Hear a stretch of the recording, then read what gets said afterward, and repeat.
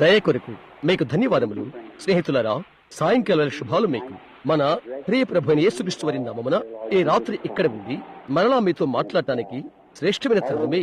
ఎక్కడైనా దేవుని ప్రజలను కలుసుకుని ఆ ఘనమైన యేసు నామమును మాట్లాడుట అది ఎల్లప్పుడూ కూడా ఘనమైన తరుణమే. మన సహోదరుడు ఇప్పుడే పాడిన పాటను నేను నిజంగా అభినందిస్తున్నాను. అది నా అభిమాన గీతిక.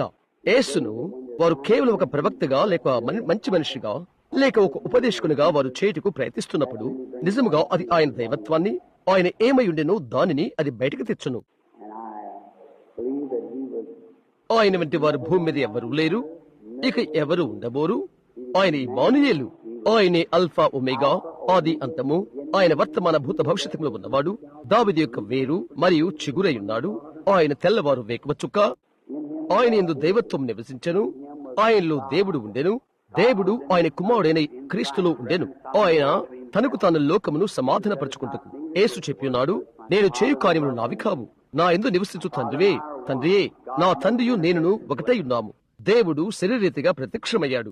ఓహో, ఇటువంటి మహత్తరమైన ప్రత్యక్ష యొక్క దేవుని ప్రేమ మన ఎడల ఆయన తనకు తానే బయలుపరుచుకుని దిగివచ్చి మానవ శరీరములో నివసించుట, మానవాళిలో నుండి వ్యాధి బాధలు తీసివేసి తండ్రికై తిరిగి మనల్ని విమోచించుటకు అదెంతో అద్భుతకరము. అది కాదా? దాన్ని మనం నిజంగా శ్లాఘిస్తున్నాము. గతించే రాత్రి ఒక విధంగా నేను క్షమాపణ చెప్పుకోవలసి ఉన్నది. బిల్లి నాకు ఒక చిన్న చొరక ఇచ్చాడు. ఎందుకనగా నేను విధంగా బలహీనంగా ఉన్నాను. అయితే ఆ కూటములు, ఆ ఆత్మ వివేచనలు అది అలాగైతే తప్ప నీవు తెలుసుకుంటానికి రావాల్సి ఉన్నది. అలా కాకపోతే ఎవరు అది అర్థం చేసుకోలేరు. అవునా? దాన్ని వివరణ ఇచ్చుటకు మరో మార్గము లేదు. అది నీవు చేయుటకు ఒక మార్గము లేదు. అది ఒక అనుభవము. ఎవరు దానిని ఎరుగరు. అది పఠనము చేసిన వారు తప్ప. అది మానవ జాతికి ఏమి చేయును? అది ఒక మనిషికి ఏమి చేయును? అతని ప్రాణాన్ని తెచ్చును, ఇచ్చును. సరే, మనము రెండు ప్రపంచంలో నివసిస్తున్నాము. ఇక్కడున్న ప్రపంచంలో నీవున్నావు, అక్కడ ఉన్న ప్రపంచంలో నీవున్నావు. బహుశా 50 సంవత్సరాల క్రితము నీవు ఒకరితో ఉండినప్పుడు మరియు ఈ రోజు నుండి రానున్న సంవత్సరములు నీవు ఒకరితో ఉండవచ్చును. ఆయనను అనేక సంవత్సరాల క్రితము జరిగిన దాన్ని మాట్లాడుచున్నావు. బహుశా వారాల క్రితము, నెలల క్రితము మరో దేశంలో, మరొక స్థలములో లేక ఒకటి ఏదో. ఆ తర్వాత నిన్ను నీవు సరిచేసుకుంటానికి ఆ తలంపులో నీకు చెప్పుటకు నీవు ప్రయత్నం చేశావు. అది దానిని వదిలివేసినది. అయితే అందులో ఇంతవరకు ప్రభు మనను ఆశీర్వదించాడు. అందుకని మనం ఆనందంగా ఉన్నాము. కూటముల ద్వారా దేవుడు మహిమ నొందునని నమ్ముతున్నాము. సరే, ఇప్పుడు ఈ రాత్రి కుటుంబంలో మనము కొద్ది మందిగా ఉంటుండగానే నిన్ను ఇలా అనుకుంటున్నాను. ఇప్పుడు మన యొక్క కూటములు ఇక్కడ కేవలము ప్రచురణ చేయుటకే అవుతున్నవి. ఇది కేవలము స్థానిక ప్రజలకు మాత్రమే. ఇంకా కూటమి యొక్క పెద్ద భాగానికి వెళ్ళక ముందు ప్రజలకు బైబిల్ గ్రంథంలోని బహుశా కొన్ని పాతకాల ఉపదేశానికి ఈ దినమున రావాలని నేను ఆలోచన చేస్తున్నాను. అది గంభీరమైన సంఘటనలు వచ్చినప్పుడు దేవుడు వాటిని మనకై పంపినట్లయితే అప్పుడు మనము బాగా అర్థం చేసుకుంటాము. కాబట్టి దైవిక స్వస్థత అనేది కేవలము చేపను పడుటకు గాలం పైన ఎరవుతున్నది. చేప ఎరను లాగినప్పుడు గాలానికి తగులుకుంటుంది. కాబట్టి మన ప్రాముఖ్యమైన తుది నిర్ణయం ఇది, యేసుక్రీస్తు కొరకు ఆత్మలను సంపాదించుట. ఏ రాత్రి దేవుడు నిన్ను స్వస్థపరిచేట్లయితే తిరిగి నీవు రోగివి కావచ్చును. నీవు చనిపోకముందు బహుశా ఇప్పటి నుండి ఒక వారంలోపు లేదా 2 సంవత్సరాలకు తిరిగి నీవు జబ్బును పడవచ్చును, నాకు తెలియదు.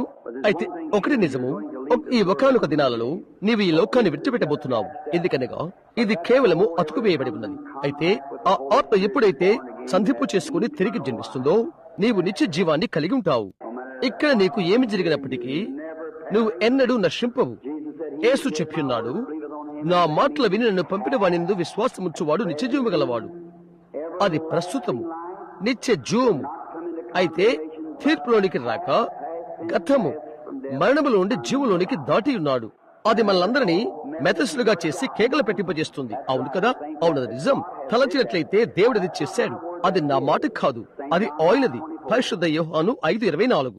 పరిశుద్ధ యోహాను 6 యేసు చెప్పిన్నాడు, నా శరీరము తిని నా రక్తము త్రాగిన వాడే నిత్యజీవము గలవాడు. అంత్య దినమున నేను అతను లేపుదును. అవునది నిజం. నా శరీరము తిని నా రక్తము త్రాగిన వాడే. అది వర్తమాన కాలము, జరుగుతున్న కాలము, నిత్య జీవము. ఇప్పుడు ఈ నిత్య జీవము ఒక ఉద్యోగ కూటం నుండి మరి ఒక ఉద్యోగ కూటం వరకు ఉండదు. అయితే అది నిత్యత్వంలోనికి వెళుతున్నది. కూర్చున్న దైవ సేవకుల్లో మీలో కొందరు నిత్య జీవం అనేది ఒకే మాట నుండి, అనగా దేవుని జీవం నుండి అను దాని నుండి వచ్చునని ఎరిగి ఉన్నారు. జోయి అను మాట గ్రీకు మాట, అర్థం దేవుని స్వంత జీవం అని అర్థం. ఆ తర్వాత మనము దేవుని యొక్క కుమారులము, కుమార్తెలం అవుతాము, దేవుని బిడ్డలము, దేవుని జీవంలోకి భాగమవుతాము. అది ప్రయత్నించినప్పటికీ దేవుడు ఎలాగూ నశించడో అలాగే మనము నశింపము. కాబట్టి మనం నిత్య జీవం కలిగి ఉన్నాము. అంత్యదిన మనము లేపబడ బద్ధులమై ఉంటున్నాము. అది ఎంతో అద్భుతము కదా.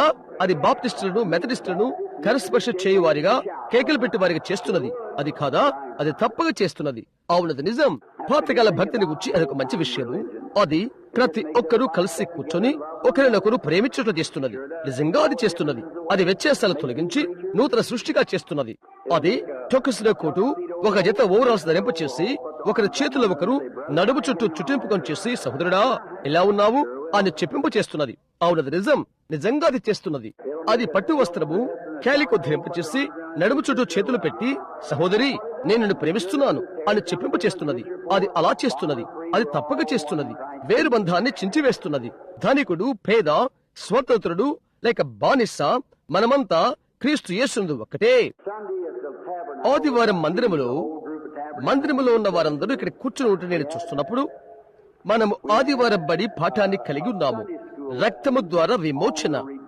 నేను ఎంతగానో అందులో కలిసిపోయాను. ఎంతవరకంటే నేను మరొక చోట మరొక గోళములో ఉన్నట్లుగా రక్తము ద్వారా విమోచన అను దానిపై నేను ఉన్నప్పుడు, ఏ రాత్రి కుటుంబాన్ని విడిచిపెట్టిన తర్వాత పాటలు మొదలైన వినటానికై పెందలకండి వచ్చాను. నేను గదిలో ఉన్నాను. లేఖనాన్ని చదువుకోవటానికి ఆరంభించాను. నేను ఒకటి కనుగొన్నాను. నేను అనుకున్నాను, సరే ప్రభు చిత్తమైతే కొద్దిసేపు ఈ రాత్రి నేను మాట్లాడతాను. అది రక్తము ద్వారా విమోచన. ఆదివారం.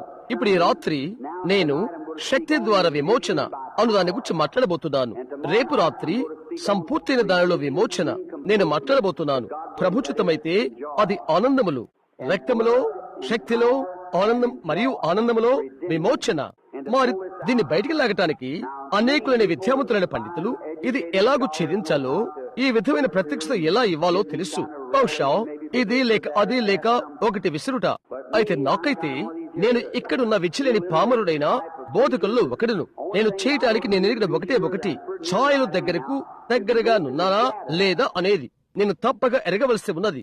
నేను గోడ వైపునకు నడుచుటకు ఆరంభించగా వెలుతురు ప్రక్కగా ఉంటుంది. నేను విధముగా అగుపిస్తున్నానో నేను చెప్పగలను. నేను 4 కాల జంతువునా లేక పక్షినా లేక ఏదైనప్పటికీ ఎటువంటి ప్రతిబింబము లేక ఛాయ అగుపిస్తుందో నేను చూచినట్లయితే చెప్పగలను. ఇప్పుడు పాత నిబంధన, క్రొత్త నిబంధన యొక్క ఛాయ అది నెగటివ్. సూర్యునికి చంద్రులో ఎలాగో అలాగా భూమి మీద వెలుతురు ప్రచురించుటకై సూర్యుడు చంద్రునిపై ప్రకాశించును. నేను నిజంగా పాత నిబంధన ప్రేమిస్తాను. అది నిండుగా ఉపమానాలతో ఉన్నది, లేక ఆ విధంగా ఉంటున్నది. ఆది కాండములో దేవుడు సూర్యుని మొదట చేశాడు, తర్వాత చంద్రుడు చేశాడు. సూర్యుడు, చంద్రుడు క్రీస్తుకు సంఘానికి పోలికై ఉంటున్నవి. సూర్యుడు తన బలముతో మహిమతో ఎలాగ వచ్చునో అలాగు అది కృంగిపోవునప్పుడు చీకటిలో చంద్రునికి తన కాంతిని ప్రచురింప చేస్తున్నది. సూర్యుడు లేనప్పుడు భూమికి వెలుతురు ఇచ్చుటకు యేసు ఆయన వెళ్ళినప్పుడు ఆయన మహిమలోనికి వెళ్లిపోయాడు. తిరిగి సంఘం పైన ఆయన వెలుగును ప్రకాశింపచేశాడు. సంఘము సువార్త వెలుగును ప్రచురించుటకు ఆయన తిరిగి వచ్చు వరకు ఇచ్చుటకు. ఓహో, తర్వాత వారు వివాహము చేసుకుంటారు. అదెంతో అద్భుతం. అదే చంద్రుని ఒకే గొప్ప వెలుతురు అవుతున్నది. గొర్రె పిల్లయే దానికి దీపము. ఆ పట్టణంలో ఇక సూర్యుడు ఉండడు. ఇప్పుడు కొంచెం పునరావృత కోసము మనం నిర్గమకాండంలోకి వెళ్దాము. నిర్గమకాండంపై మాట్లాడుతున్నప్పుడు మీరు నా మీద విసుక్కోరని నేను అనుకుంటున్నాను. ఒకసారి నది అవతలున్న నా సంఘములో యోబును కూర్చి ప్రతి రాత్రి 1 సంవత్సరము 6 నెలలు నేను బోధించాను. వారు తిరిగి వస్తారు. యోబులో కొద్ది భాగాన్ని మాత్రమే నేను తీసుకోవాలనుకుంటున్నాను. వెళ్లిపోతూ బైబిల్ గ్రంథంలో దాన్ని పరుగులు తీద్దాం. మనం లేఖనం ప్రతిదీ కలగూర కలయికలు ఒకటి కలిసిపోతవి. దేవుని వాక్యములో ఎటువంటి విరుద్ధము ఉండదు. లేదండి, ప్రతి ముక్క సంపూర్ణమైనది. ఆత్మ ప్రేరణ వలన వ్రాయబడిన పరిపూర్ణతగా వ్రాయబడినది అది ఒకటి మాత్రమే. అనేకులైన రచయితల చేత వ్రాయబడినది. అనేక వందల సంవత్సరాల వ్యత్యాసముతో వ్రాయబడినది. వారిలో ప్రతి ఒక్కరూ పరిశుద్ధాత్మ చేత పలికారు. ఒకటికొకటి కలిసిపోతవి. అనుచితని ఈ మిగతా పుస్తకాలు మెకాబీస్ మొదలైనవి దాంతో సమము కావు. కనుక నేనది అంగీకరించను. ఇది నాకు దేవుని మాట. ఒక స్త్రీ నాకు ఉత్తరం వ్రాసి ఇలా అడిగినది, నేను బోధిస్తున్నాను, యోబు బూడిద కుప్పపై ఉన్నాడు అని నేను బోధిస్తున్నాను. ఆమె అడిగినది, సహోదరా అబ్రహాం, యోబు బూడిద కుప్పపై ఎంతో కాలము ఉన్నాడని చెప్పావు. 6 వారాలు దానిపై నేను ఉన్నాను, నేను మాట్లాడాను. ఇప్పుడు నీవు అతన్ని బూడిద కుప్పపై క్రిందకు ఎప్పుడు దించుతావు అని అడిగినది. నేను చెప్పాను, ఇక్కడ నుండి పరిశుద్ధాత్మ మాటలను నిలుపు చేసినప్పుడు అది చెప్పడం నేను నిలుపు చేయవలసి ఉంటున్నది అని అనుకుంటున్నాను. బూడిద కుప్ప మీద అతను ఉన్నదాన్ని గురించి ఆయన మాట్లాడుతున్నంత కాలము దానితోనే నేను ఉండిపోయాను, ఆత్మ రక్షితపట్టానికి. కాబట్టి సువార్తికుడు నగరంలోకి వచ్చినట్లుగా ఒక రాత్రి అతడు మారు మనసుల గురించి బోధించాడు, తర్వాత రాత్రి మారు మనసుల గురించి మాట్లాడాడు, ఆ తర్వాత రాత్రి మారు మనసుల గురించి మాట్లాడాడు. సుమారు 4-5 రాత్రుల తర్వాత పరిచారకుల బోర్డు వారు అతన్ని కలుసుకుని, సహోదరుడా, మారు మనసును గురించి కాకుండా ఏదైనా మాట్లాడలేవా అని అడిగారు. ఓ అవును, మొదట వారందరూ మారు మనసు పొందని, ఆ తర్వాత నేను ఒక దాని మీద మాట్లాడతాను. కాబట్టి అది మంచి ఆలోచనే. ప్రతి వారు మారు మనసు పొందితే తర్వాత ఒక దానిపై మనం మాట్లాడుకుందాం. సరే, చిన్న పునరావృతము కోసము ప్రత్యేకించి ఆదివారం ఉదయం మందిరములో లేరో వారి కొరకు, మందిరంలో ఎవరు లేరో వారి కొరకు 12వ అధ్యాయాన్ని తిరిగి మేము వదిలివేయాలనుకుంటున్నాము. అయితే మా యొక్క మౌలిక తలంపు నిర్గమకాండం 14వ అధ్యాయము 13వ వచనం ప్రారంభముతో ఆదివారం ఉదయం 10వ వచనము విడిచిపెట్టాము. రక్తము ద్వారా విమోచన అనుదాన్ని గూర్చి మీలో అనేకులకు కథ పరిచయం ఉంటున్నది, అది నేను నమ్ముతున్నాను. ఈ గ్రంథములోని ఆకులను వెనుకకు లాగి ఈ పుటలను త్రిప్పగలము. అయితే గ్రంథాన్ని తెరవగల ఒకరే ఒకరు ఉన్నారు, అది యేసుక్రీస్తు. యోహాను గ్రంథాన్ని చూచాడు, అతను ఏడ్చాడు. ఎందుకనగా పరలోకమందు కాని, భూమి మీద కాని, భూమి క్రింద కాని దాన్ని ఇప్పగల మనుషుడు ఎవరూ లేనందున. అయితే జగత్ పునాది మొదలుకొని వధించబడిన గొర్రెపిల్ల ఉన్నది, సింహాసనాశ్రుడై ఉన్న వాని కుడి చేతనున్న గ్రంథమును తీసుకున్నాడు, ముద్రలు విప్పెను, గ్రంథమును విప్పెను, వాటి ముద్రలు విప్పెను, మరియు ఆయన యోగ్యుడై ఉండెను. ఎందుకనగా జగదుత్పత్తి మొదలుకొని ఆయన వధింపబడి ఉండెను. ఈ రాత్రి ఆయనతో మనం మాట్లాడుదాము. ఇప్పుడే మనకై దాన్ని విప్పమని ఆయన అడుగుదాము.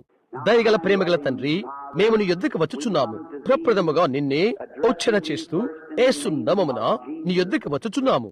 ఈ రాత్రి ఈ పైకప్పు క్రింద ఆశ్రయము కోరి ఇప్పుడు ప్రార్థిస్తున్నాము.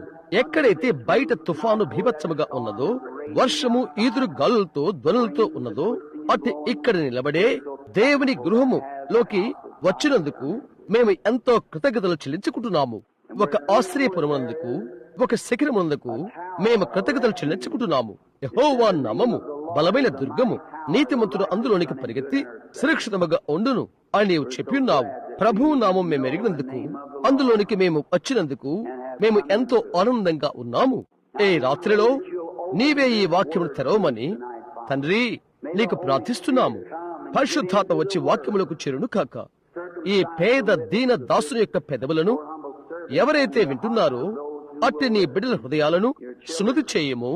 దేవుని వాక్యలు మాత్రమే పరిశుద్ధాత్మ తీసుకుని అది ఎక్కడైతే అవసరమో అక్కడే ప్రతి వారి హృదయములలో అది పెట్టును కాక. ఇప్పుడు మమ్మల్ని దీవించుము. ఈ రాత్రి నీ ఆత్మలో మా మనస్సులను నూతనపరచుము. కూటమును బట్టి మహిమ తెచ్చుకొనుము. నశించిన వారిని రక్షింపుము, రోగులను స్వస్థపరచుము. ప్రభువా, వెనుకబడిపోయిన వారిని గృహానికి తీసుకుని రమ్ము. నీకే మేము స్తుతి చెల్లించుకునుచున్నాము. నీ ప్రియకుమారుడైన యేసు అను నీ నామమున అడుగుచున్నాము. ఆమేన్. ఇప్పుడు నిర్గమకాండం 12వ అధ్యాయంలోని 10వ వచనము త్రిప్పుదాము. రక్తము ద్వారా విమోచనము మనం చదువుకున్నాము. ప్రతి గృహములో చంపబడుటకు దేవుడు ఏ విధముగా గొర్రెపిల్లను నిర్ణయించినది, ఎలాగూ ఏది కూడా విడిచిపెట్టబడకూడదని మనము చదువుకున్నాము. న్యాయ తీర్పులు దిగివచ్చినవి. ఇప్పుడు కడవరి తీర్పు రానయ్యున్నది. సాక్షాత్తు అక్షరార్థంగా దేవుడు ఆయన వాక్యాన్ని నెరవేర్పు చేయనై ఉండెను. అక్కడ వెనుకనున్న న్యాయ తీర్పులని ఒక సంపూర్ణమైన సూచన, సంపూర్ణమైన పోలిక. ఇప్పుడు పరుటకు సంసిద్ధంగా ఉన్న న్యాయ తీర్పులకు తీర్పు రాకముందు నీవు గమనిస్తే, దైవ సేవకులు ఎందుకొరకై నాతో ఏకీపించకపోవచ్చును. మంచిది. ఐగుప్తును తీర్పు తీర్చు తెగులు మొత్తట ఆరంభము కాకముందే దేవుడు ఇశ్రాయేలును ఘోషణకు పంపాడు. వారు ఘోషణలో ఉన్నారు. ఎటువంటి తెగులు వారి మీద పడలేదు. శ్రమల ద్వారా సంఘము కొని పోబడుట ఒక సంపూర్ణమైన పోలికై ఉంటున్నది. చూశారా, అది మంచిది. అప్పుడు భూమిని మొత్తిన ఆఖరి తెగులు ఐగుప్తును తాకినది మరణం. ఇక్కడున్న బైబిల్ను చదువులందరూ బహుశా అనేక సార్లు మీ ఆదివారం బడి పాఠముగా ఇది తీసుకుని ఉండవచ్చును. అయితే ఐగుప్తును మొత్తిన ఆఖరి శత్రువు మరణము. ఇప్పుడు సంఘాన్ని మొత్తబోతున్న ఆఖరి శత్రువు మరణమే. ఆత్మ సంబంధముగా మాట్లాడుట, ఎవరైతే క్రీస్తును వెంబడించారో పరిశుద్ధాత్మ బాప్తిస్మ వలన, ఎవరైతే క్రీస్తును వెంబడించారో పరిశుద్ధాత్మ బాప్తిస్మ వలన ఆత్మ సంబంధముగా ఎండిపోయి చనిపోతారు. సంఘములలో ఇప్పుడు నీవది చూడగలవు. అనేక మంది గొప్ప గొప్ప ఉద్యమాలు జరిగిన తర్వాత, సువార్తికుల దేశాన్ని దాటిన తర్వాత ఆయనను రాజకీయంగా సంఘము నిరంతరము చెడిపోతున్నది. దానికి సభ్యులు వారికి ఇష్టమొచ్చినట్లుగా జీవిస్తున్నారు. వారు కోరిన రీతిదేదో వారు చేస్తున్నారు. ఇంకా వారు క్రైస్తవులని పిలుచుకుంటున్నారు. వారు బాగానే ఉన్నారని చెప్తారు. క్రైస్తవుడిగా ఉండుటకు క్రీస్తు వలె ఉండుట అని అర్థం. క్రీస్తు వచ్చినట్లయితే నీవు కోరుకున్న స్థలాలకు వెళ్ళవు. క్రీస్తు వస్తే నీవు చెప్పాలనుకున్నది నీవు చెప్పవు. క్రీస్తు వచ్చినట్లయితే నీవు చేయాలనుకున్నది నీవు చేయవు. క్రీస్తు వచ్చినట్లయితే నీవు తలంచాలనుకున్నది నీవు తలంచవు. నీ ఒక్క గురిని నీవు నిలుపుకో. నీ హృదయము కల్వరి పైన కేంద్రీకరించి ఉంటున్నది. ఆమేన్. ఆయన వెలుగులో ఉన్నట్లుగా వెలుగులో నడువు. మనము ఒకరితో ఒకరము సహవాసము కలిగి ఉన్నాము. దేవుని కుమారుని యేసుక్రీస్తు రక్తము మన సమస్త దుర్నీతి నుండి పవిత్రులుగా చేస్తున్నది. మెథడిస్టులు, బాప్టిస్టులు మనందరిని ఆయన యందు ఏకము చేస్తున్నది. ఇప్పుడు చివరిది, ఆఖరిది మరణము. ఆ మరణము రాకముందు మరణము కొరకై ఒక ప్రాయశ్చిత్తార్థ బలి ఒకటి ఉండవలసి ఉన్నది. ఎవరైతే దాని నుండి తప్పుకోవాలని కోరుకుంటున్నారో వారి కొరకై జల ప్రళయానికి ముందు, మొదటి నాశనముకు ముందు ఒక ప్రాయశ్చిత్తము ఉండెను. నోవహు అను నీతిని ప్రకటించిన బోధకుడు దేవుడికి ఉండెను. ఓడ లోపలకు ప్రజల ముచ్చుట కొరకై అతడు 120 సంవత్సరాలు బోధించాడు. ఎవరైతే ఇష్టపూర్తిగా నిరాకరించారో వారికి తీర్పు తప్ప మరొకటి లేదు. ఈ దినమున క్రీస్తు యొక్క వెలుగులో నడుచుటకు తిరస్కరించిన మనిషికి నీవు కనికరాన్ని నిరాకరించవు కనుక, కనికరాన్ని నిరాకరించావు కాబట్టి నీకు తీర్పు తప్ప మరొకటి మిగిలి ఉండదు. అంతే. కుడి ఎడమ ప్రక్కల మాత్రమే ఉన్నవి. నీవు వెళ్ళటానికి ఒకటి. నీ తీర్మానము నీవు చేసుకో. భయంకరమైన రాత్రి రాకమునుపు ఇశ్రాయేలుకు ఆజ్ఞ ఇవ్వబడినట్లు మనం చూస్తున్నాము. మనకెప్పుడు అది జరిగినది. గొర్రె పిల్ల చంపబడుట. దేవుడు ఆయన సంఘాన్ని నిర్గమలోనికి, ఐగుప్తు నుండి బయటకు తెచ్చుటకు, వాగ్దాన భూమిలోకి తీసుకుని వచ్చుటకు దేవుడు చేసి ఉన్నాడు. నేను దాన్ని ఇష్టపడుతున్నాను. వారెక్కడ దేశమును స్వాధీనం చేసుకుంటానికి వెళ్ళుచున్నారు. దేవుడు వారికి ఆ దేశాన్ని ఇచ్చి ఉండెను. ఆయనను అవన్నీ పెద్ద పెద్ద భవనాలతోనూ కంచెలతోనూ కంచె వేయబడి ఉన్నవి. ఎరికో చుట్టూన్న గోడలు, దాని చుట్టూ రథాలు పరుగులు చేయగలవు. దాన్ని ఆలోచించి ఆయనను, దానిని నేను మీకు ఇచ్చిన్నాను, అది మీది. అయితే వారు దానిని పరిశుభ్రపరచుకోవాలి, పరిశుభ్రము చేయాలి. అదే ఈ రోజు దేవుడు చేసినది. అది ఎవరు కావాలని కోరారో వారందరికీ పరిశుద్ధాత్మ బాప్తిస్తాన్ని ఆయన ఇచ్చాడు. అయితే నీవు లోపలికి పోవాలి, స్వతంత్రించుకోవాలి. అంతే. వ్యత్యాసాల కొరకై పోరాడి గోడలు విరిగొట్టాలి, బయలుదేరి దాన్ని తీసుకునాలి. నీవు చెప్తావు, పాద్రి గారు చెప్పారు ఇలాగూ, ఈ దినానది మనకు కాదు అని. కొద్దిగా ముందుకు సాగిపోయి దాన్ని దాటిపో. తల్లి చెప్తుంది, నేను నిన్ను ఇంట్లో ఉండి వెడగొడతాను అని. నేరుగా ముందుకు వెళ్లి అది దాటిపో. భర్త అంటాడు, నేను నిన్ను వదిలివేస్తాను. నేరుగా ముందుకు వెళ్లి అది దాటిపో. అంతే. ముందుకు వెళ్లవలసి ఉన్నది. దాన్ని స్వాధీనం చేసుకోవలసి ఉన్నది. అంతే. దైవిక స్వస్థత మీలో అందరికి, ఇక్కడ ఈ రాత్రి కూర్చున్న మీ అందరికి, క్యాన్సర్ తో ఉన్నవారికి, గుండె జబ్బుతో ఉన్నవారికి, అది ఏమైనప్పటికీ దేవుడు వాగ్దానం ఇచ్చాడు, అది నీది. అయితే నీవు వెళ్లి స్వాధీనపరచుకోవలసి ఉన్నది.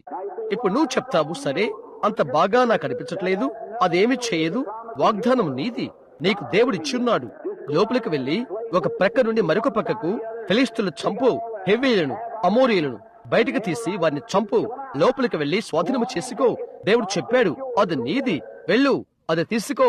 అయితే ఆయన ఈ విధముగా చెప్పలేదు, ఇదిగో నేను లోపలికి వెళ్లిపోయి అదంతా తుడిచివేసి మీకు నేను అందమైన పట్టణాలు కట్టి సులభమైన వీధుల్లో మిమ్మల్ని కూర్చునబెడతాను అని ఆయన చెప్పలేదు.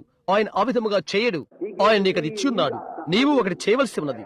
ఆయన నీకు దేశాన్ని ఇచ్చుటకు ఎంతో మేలు చేసి ఉన్నాడు.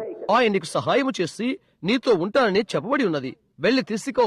ఏ రాత్రి నీవు వ్యాధితో ఉండినా, కుంటివానిగా, గుడ్డివానిగా, చెవిటివానిగా, మూగవానిగా ఎలాగైనా ఉండినా వెళ్ళు, అది తీసుకో. అది నీదేనని దేవుడు చెప్పి ఉన్నాడు. అది నీ యొక్క స్వాస్థ్యము. దానిని దేవుడు నీకు ఇచ్చి ఉన్నాడు. ఆయన వారికి ఆ దేశాన్ని ఇచ్చేదనని వారికి చెప్పాడు. మార్గమందు వారిని భద్రత తీసుకుని అది ఎక్కడున్నదో ఆ స్థలానికి వారిని తీసుకుని వెళ్ళే కొరకై వారికి ముందు ఒక దేవదూతను పంపి ఉన్నాడు. ఆ వేగులు వారు ఎక్కడికి వెళ్లారు చూడు. ఇక్కడ 10 మంది తిరిగి వచ్చి, ఓ మనం అది చేయలేము, అది అసాధ్యం. ఎందుకని? మేము విజ్ఞాన శాస్త్రజ్ఞులము, మేము అక్కడ విషయము చూచాము, శాస్త్రరీత్యా అది అసాధ్యము, మేము అది చేయలేము. అయితే అక్కడ ఇద్దరు ఉన్నారు. వారిలో ఒకరి పేరు యెహోషువ, ఒకరు కాలేబు. వారైతే శాస్త్రీయ పద్ధతిని వారు చూచుట్లేదు. దేవుడు ఏమని చెప్పాడో అది వారు చూచుచున్నారు. మనం అది చేయగలం అని చెప్పారు. అది మంచి దేశమని ఒక రుజువును వారు వెనుకకు తెచ్చారు. ఆ రుజువును బట్టి నేను ఎంతో ఆనందంగా ఉన్నాను. మరి మీరు? మనకు పైన మంచి దేశం ఉన్నది.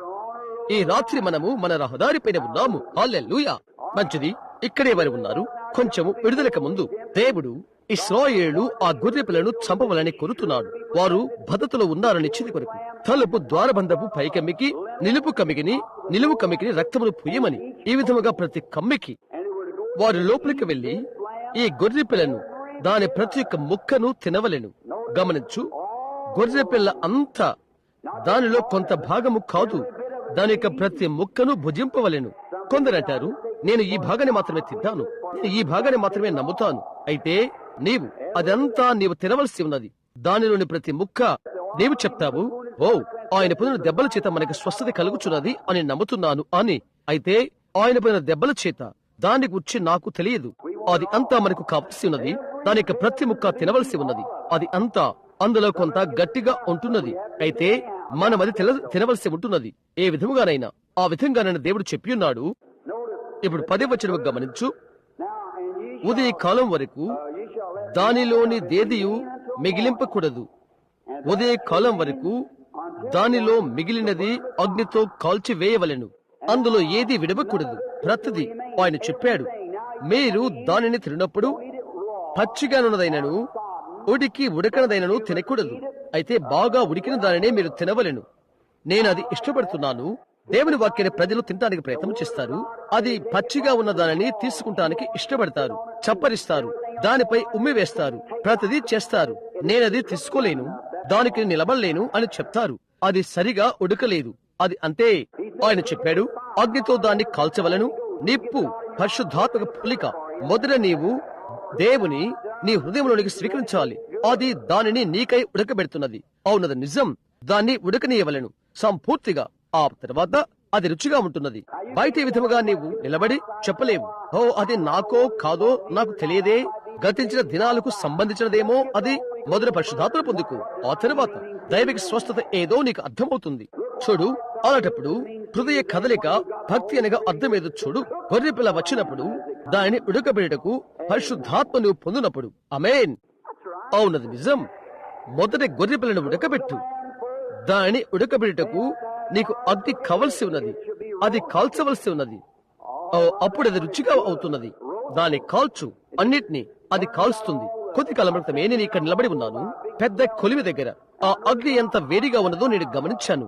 అది అలా ఉడికిపోయినది. అది వేడికి కొలది లోహంలోనున్న బంగారంలోనున్న మష్టు మురికంతా పైకి వస్తుంది. వారు అది చిలకరిస్తారు. వారు మంటను కొలిమిలో కొద్దిగా ఇంకా ఎక్కువ చేస్తారు, వేడి చేస్తారు. అది ఇంకా ఎక్కువ మరిగితే వారు ఇంకా మరొక దాని నుండి అగ్నిశిలను వారు తీస్తారు. మొదట పైకి వచ్చేది మురికి, మట్టి, మురికి లాంటిది. తర్వాత పైకి వచ్చినది కొన్ని ముతక లోహములు, ఉపయోగము లేనివి. అవి ఒక విధమైన రాలిపోయే వెండి. అది చిలుగుట వలన ఇవన్నీ వస్తవి. ఇంకా లోపలికి వెళితే దానిలో నుండి వారు బయటకు తీయనది పైరైట్, అగ్నిశిల. అది మోసం చేసే బంగారం. నీవు క్రైస్తవుడైపోయిన తర్వాత ఒకరినొకరు బుద్ధహీనులుగా చేసుకునుట, ఇక నకిలీలుగా అనేకులు తెలుసుకుంటారు తెలుసా? అలాగైనా నటిస్తారు. ఎలాగై నటిస్తారు గమనించారా? అయితే పరిశుద్ధాత్మ ప్రతిదీ మరగబెట్టని నీలో నుండి నకిలీ బంగారాన్ని తీసివేయని. నకిలీ బంగారం అనేక మంది పశ్చిమ దిశకు వెళ్తారు. కొద్దిగా అది కనుగొంటారు. వారు అనుకుంటారు బంగారుపు గని వారు త్రొక్కెననుకుంటారు. అది బంగారము కంటే బాగా ప్రకాశిస్తున్నది. అది నకిలీ బంగారము. దానికి విలువ ఉండదు. ఇప్పుడు వారు దాన్ని ఉడకబెడతారు, దానంతా చిలకరిస్తారు. అది అలాగే ఉడుకుతూ ఉంటున్నది. 100 పాళ్లు స్వచ్ఛమైన బంగారముగా మరుగు వరకు అది ఉడుకుతూ ఉంటుంది. ఆ విధముగా అయిన సంఘములో దేవుడు చేయును. దానిపై పరిశుద్ధాత్మను కృపరించి సమస్త లోకాన్ని, స్వార్థత్వాన్ని, తారతమ్య విభేదాలను ఇదంతా కూడా ఆయన బయటకు త్రోసివేయ వరకు ఉడకబెట్టును. ఆయన ఎద్దుకు వచ్చు ప్రతి ఒక్క వ్యక్తిలో నుండి ఆయన ఉడకబెట్టును. ఆమేన్. ఆ తర్వాత నీవు తినగలవు. ఇక్కడ మరొక మనోహరమైన తలంపు 11వ వచనము. మీరు దానిని తినవలసిన విధమేదనిగా ఇది ఆలకించుడి. మీ నడుము కట్టుకుని నేను అది ఇష్టపడుతున్నాను. మీ చెప్పులు తొడుక్కుని మీ కర్రలు చిత్తపట్టుకుని త్వరపడుచు దాన్ని తినవలెను. అది యెహోవాకు పస్కా బలి. నేను దాన్ని ఇష్టపడుతున్నాను. మీరు భుజించినప్పుడు వెల్లడుకు సంసిద్ధంగా ఉండండి. అది పుట్టుక. మనం ఎఫెస్సి త్రిపుదాము.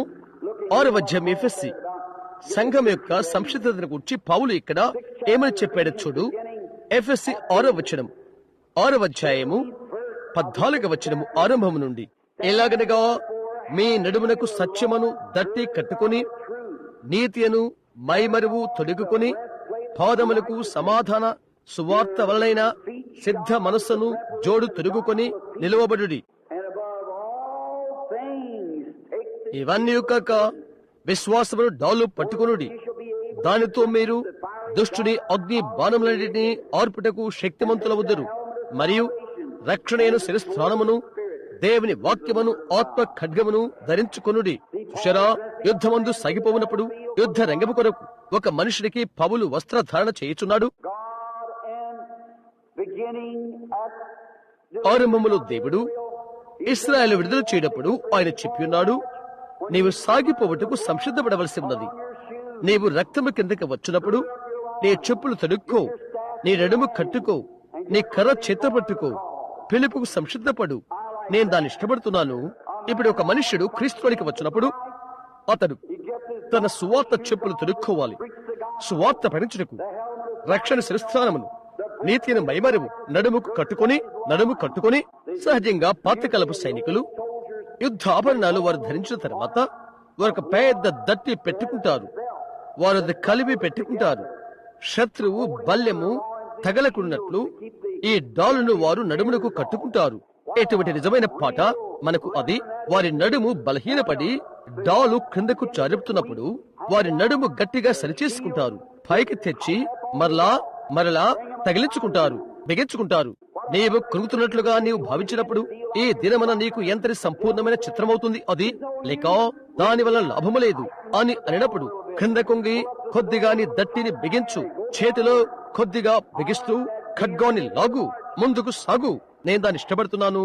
సాగిపోటుకు సంసిద్ధపడు. ఆ రాత్రి ఆ రక్తముకి నడుస్తున్న ప్రతి మనిషికి ఆజ్ఞ ఇవ్వబడినది. అక్కడే ఉండిపోవాలని, సాగిపోవటానికి ఆజ్ఞ వచ్చే వరకు బయటికి వెళ్ళకూడదని. దేవుని ఆత్మల జన్మించిన ప్రతి మనుషుడు క్రీస్తులోకి వచ్చి ఉన్నాడు. నిత్య జీవాన్ని కలిగి ఉన్నాడు. అతని డాలును మైమరువను ధరించి నిలబడి ఉన్నాడు. ఆజ్ఞ ఇయ్యబడే వరకు ముందుకు వెలుటకు నిషేధించబడ్డాడు. ఓ, అదెంతో అద్భుతకరమైనది కాదా? సైనికులైన మీరు ఈ రాత్రి మీరంతా జీరా ధరించినందుకు ఆనందంగా లేదా?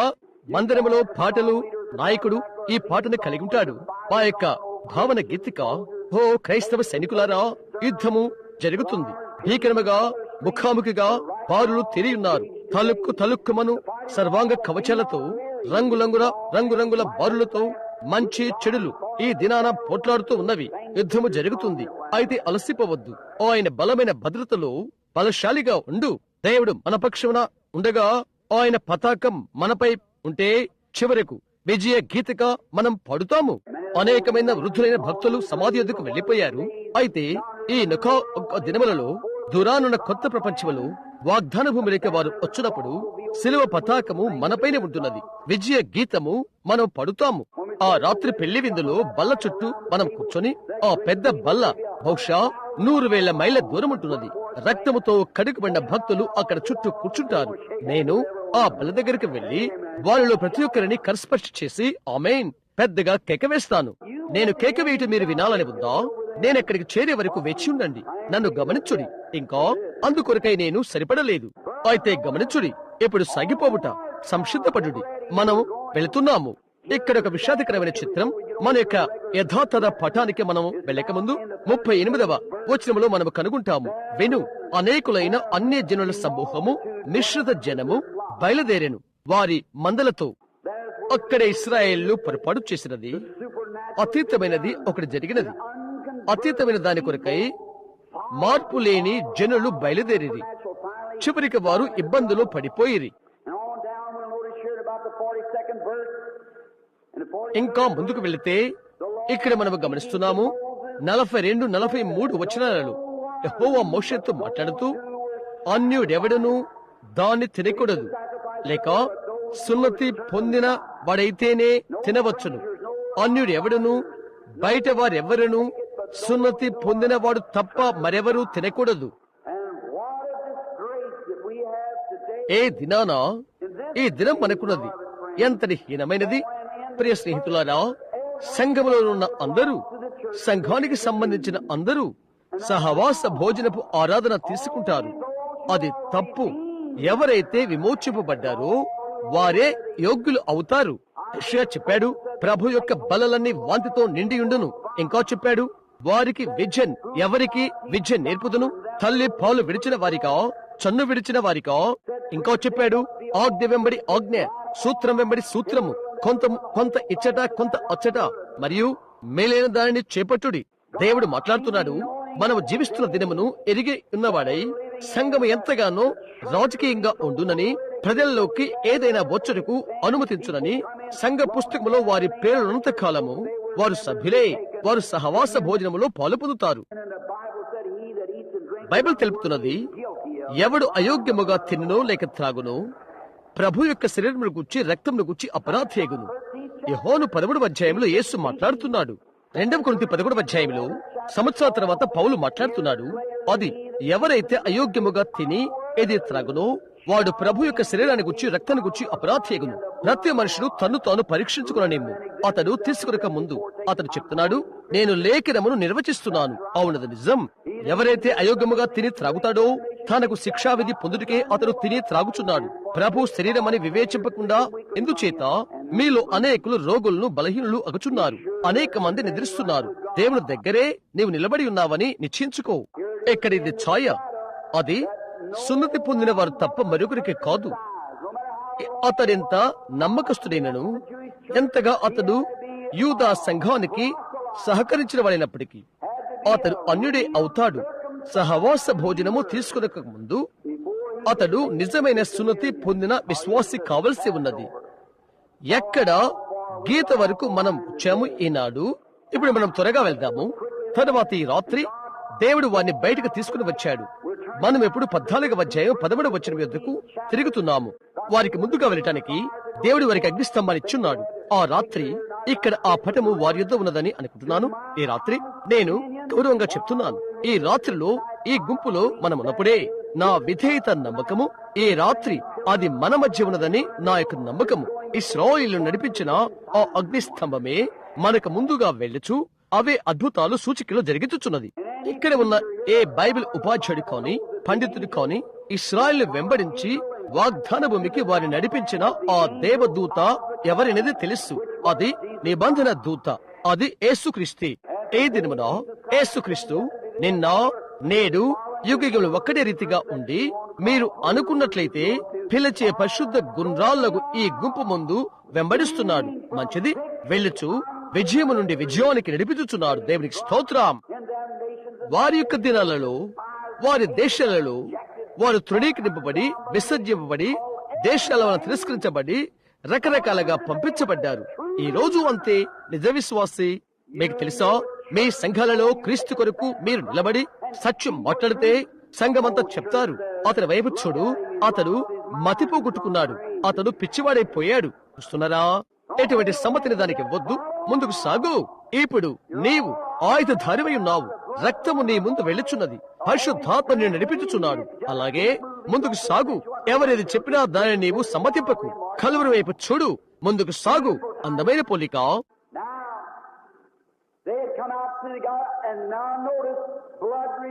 వారు బయటికి వచ్చారు. ఎప్పుడు గమనించు, రక్తం యొక్క విమోచన ఆ ఎగిప్తులో నుండి వారిని బయటికి తెచ్చినది. ఇప్పుడు వారు ఒకటి ఆ దేశంలో తీసుకోవలసి ఉన్నది. వారు అప్పుడే ప్రయాణమయ్యారు. వారు సున్నతి పొందిన వారై రక్తము కిందకి వచ్చి బయటికి వచ్చి నడవలసి ఉన్నది. ఇప్పుడు వారు ఒకదానికై నిలబడ్డారు. వారు మరణములో నుండి జీవంలోనికి దాటి ఉన్నారని ఎరిగి వారెక్కడ ఒంటరిగా వెళ్ళుచున్నారు. వారు నిత్య జీవము కలిగి ఉన్నారని తెలుసుకున్నారు. అయితే వారెక్కడ వస్తున్నారు. కష్టాలు ఎదురవటం మొదలైనవి.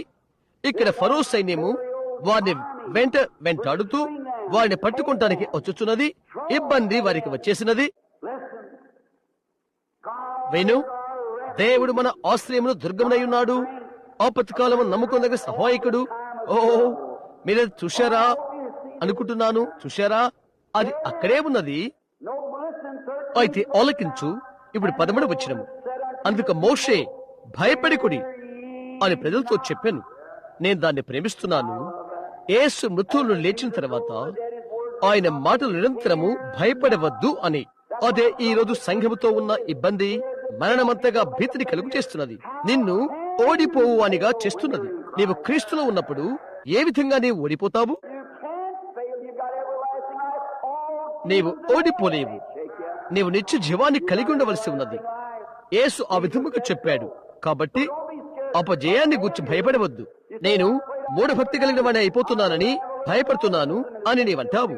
నేను ఊరికే కూర్చుని ఏమి చేయకుండా ఉంటకంటే కొద్దిగా మూఢత కలిగి ఉంట నాకు మంచిది. నేను నిజంగా అలా ఉంటాను. ఎక్కడే ఉన్నా బలాడ్ని గుర్చి చెప్పబడినది. అతని యుద్ధ ఒక ఉద్యోగం పొందుటకు వచ్చిన ఒక అతను అడిగాడు, నీ సంతకము చేయి అని అడిగాడు. సంతకం చేయుటకు తన పెన్సిల్ తీసుకున్నాడు. అతను అడిగాడు, తురుపు పెట్టేది ఎక్కడా? అతడు చెప్పాడు, నేను తప్పులు చేయను అన్నాడు. ఇతనన్నాడు, నేను నిన్ను వాడుకోను, ఎందుకంటే నీవేం చేయలేవు అని. అవును, నిజం. నీవు ఎలాంటి తప్పులు చేయవు. నీవు ఏదీ చేయలేవు. వెళ్ళిపోదాం సహోదరుడా, పైకి వెళ్ళి అక్కడ లాంగ్ ఫెల్లో చెప్పినది నేను ఇష్టపడతాను. జీవితం వట్టి కలే కాక మరొకటి కాదని విషాదకరమైన కావ్యంతో చెప్పకు. నిద్రిస్తున్న వారి ఆత్మ చనిపోయినది, అగుపించేవన్నీ వాస్తవాలు అనుకోకు అని నాకు చెప్పకు. అవునని చెప్పు. జీవితం వాస్తవం. జీవితం ఏకాగ్ర చిత్తము. సమాధి దాని అంతము కాదు. నీవు మన్నే కనుక నీవు మన్నైపోదువు. అది ఆత్మను గుచ్చి పలకబడినది కాదు. ఏ విధినైనా ఎదుర్కొని గుండెతో మనం అక్కడ ఉండి చేయదము. తరవబడిన పశువు వలె మోగవై ఉండకు. పోరాటంలో విరుడవయుండు. నిన్ను క్రీస్తు కొరకు బ్రతిమలాడే వారి కొరకు ఎదురు చూడకు. ఒక పురుషుని వలె ఒక స్త్రీ వలె నిలబడు. ఆయన్ను అంగీకరించు. విజయముతో ముందుకు నడవు. ఆమేన్. అదే దేవుడి కురునది. కరుకైన సంసిద్ధులైన సైనికులు. నీకు ఒకవేళ 105 పౌండ్లు బరువు కాకపోవచ్చును నీవు. అయితే నీవింకా కరుకుగా ఉన్నావు సహోదరుడా. నిండు బలముతో నీవున్నావు. దేవుడు ఆయన మార్గాన్ని ఇచ్చుటకు నీవు అనుమతివు. 200 పౌండ్ల బరువున్న పురుషులను నేను చూశాను. అయితే వారిలో ఏ ఒక్క ఔన్సు పురుషత్వము లేదు. పురుషుడు లేడు. అవునది నిజం. మంచిది, గమనించు. అందుకు మోషే భయపడికుడి. యెహోవా మీకు నేడు కలుగు చేయు రక్షణను మీరు ఊరిక నిలుచుండి చూడుడి. అది మంచిది. ముందుకు సాగు. దేని గురించి భయపడకు. నీవు క్రీస్తుని రక్షణగా స్వీకరిస్తే సాగిపో. సహోదరుడు అబ్రహాం, పరిశుద్ధాత్మ బాప్తిసం నాకు కావాలి. ముందుకు సాగు. భయపడవద్దు. సహోదరుడు అబ్రహాం, నేను జబ్బుగానున్నాను, నేను ఇక ముందుకు సాగలేకనున్నాను అంటావు. భయపడవద్దు. ముందుకు సాగు. ప్రభు రక్షణ చూడు. అంగీకరించు. ముందుకు సాగిపోవు. అది ఎలాగ జరుగుతుంది? వైద్యుడు నన్ను వదిలివేశాడు. అతడు చేయగలిగినంతా అతడు చేశాడు. అయితే దేవుడు తన గొప్పది చేయలేదు. అవును, ఒక్క నిమిషము. అతడు చెప్పినది విను. మంచిది. ప్రభువు మీకు చూయించిన దినమును ఐగుప్తుల కొరకు అశ్షూరీయులు ఇబ్బందులు కలుగు చేయవారు వారు. ఇలా అంటావు. సహోదరుడు అబ్రహాం, నేను పొగ త్రాగుట మానుకున్నట్లయితే, నేను మద్యపానం సేవించుట ప్రక్కన పడేస్తే, నేను నా దొంగతనాన్ని మానుకుంటే, నేను ఇది అది మరేదో చేయుట నిలుపు చేస్తే అలసిపోవద్దు. అలా నడు. మిగతాదంతా దేవుడే జాగ్రత్త తీసుకుంటాడు. సహోదరుడు అబ్రహాం, అది నేను చేయగలని ఎరిగితే ఇప్పుడే క్రీస్తుని నీవు స్వీకరిస్తున్నాను. ఇప్పుడే నేను క్రీస్తును స్వీకరిస్తాను. నీవు భయపడవద్దు. కదలిపోవు. అలా ముందుకు నడువు. ప్రభు రక్షణ నీవు చూస్తావు. మీరు నేడు చూచిన ఐగుప్తులను ఇక మీదట మరి ఎన్నడూను చూడరు. ఆమేన్.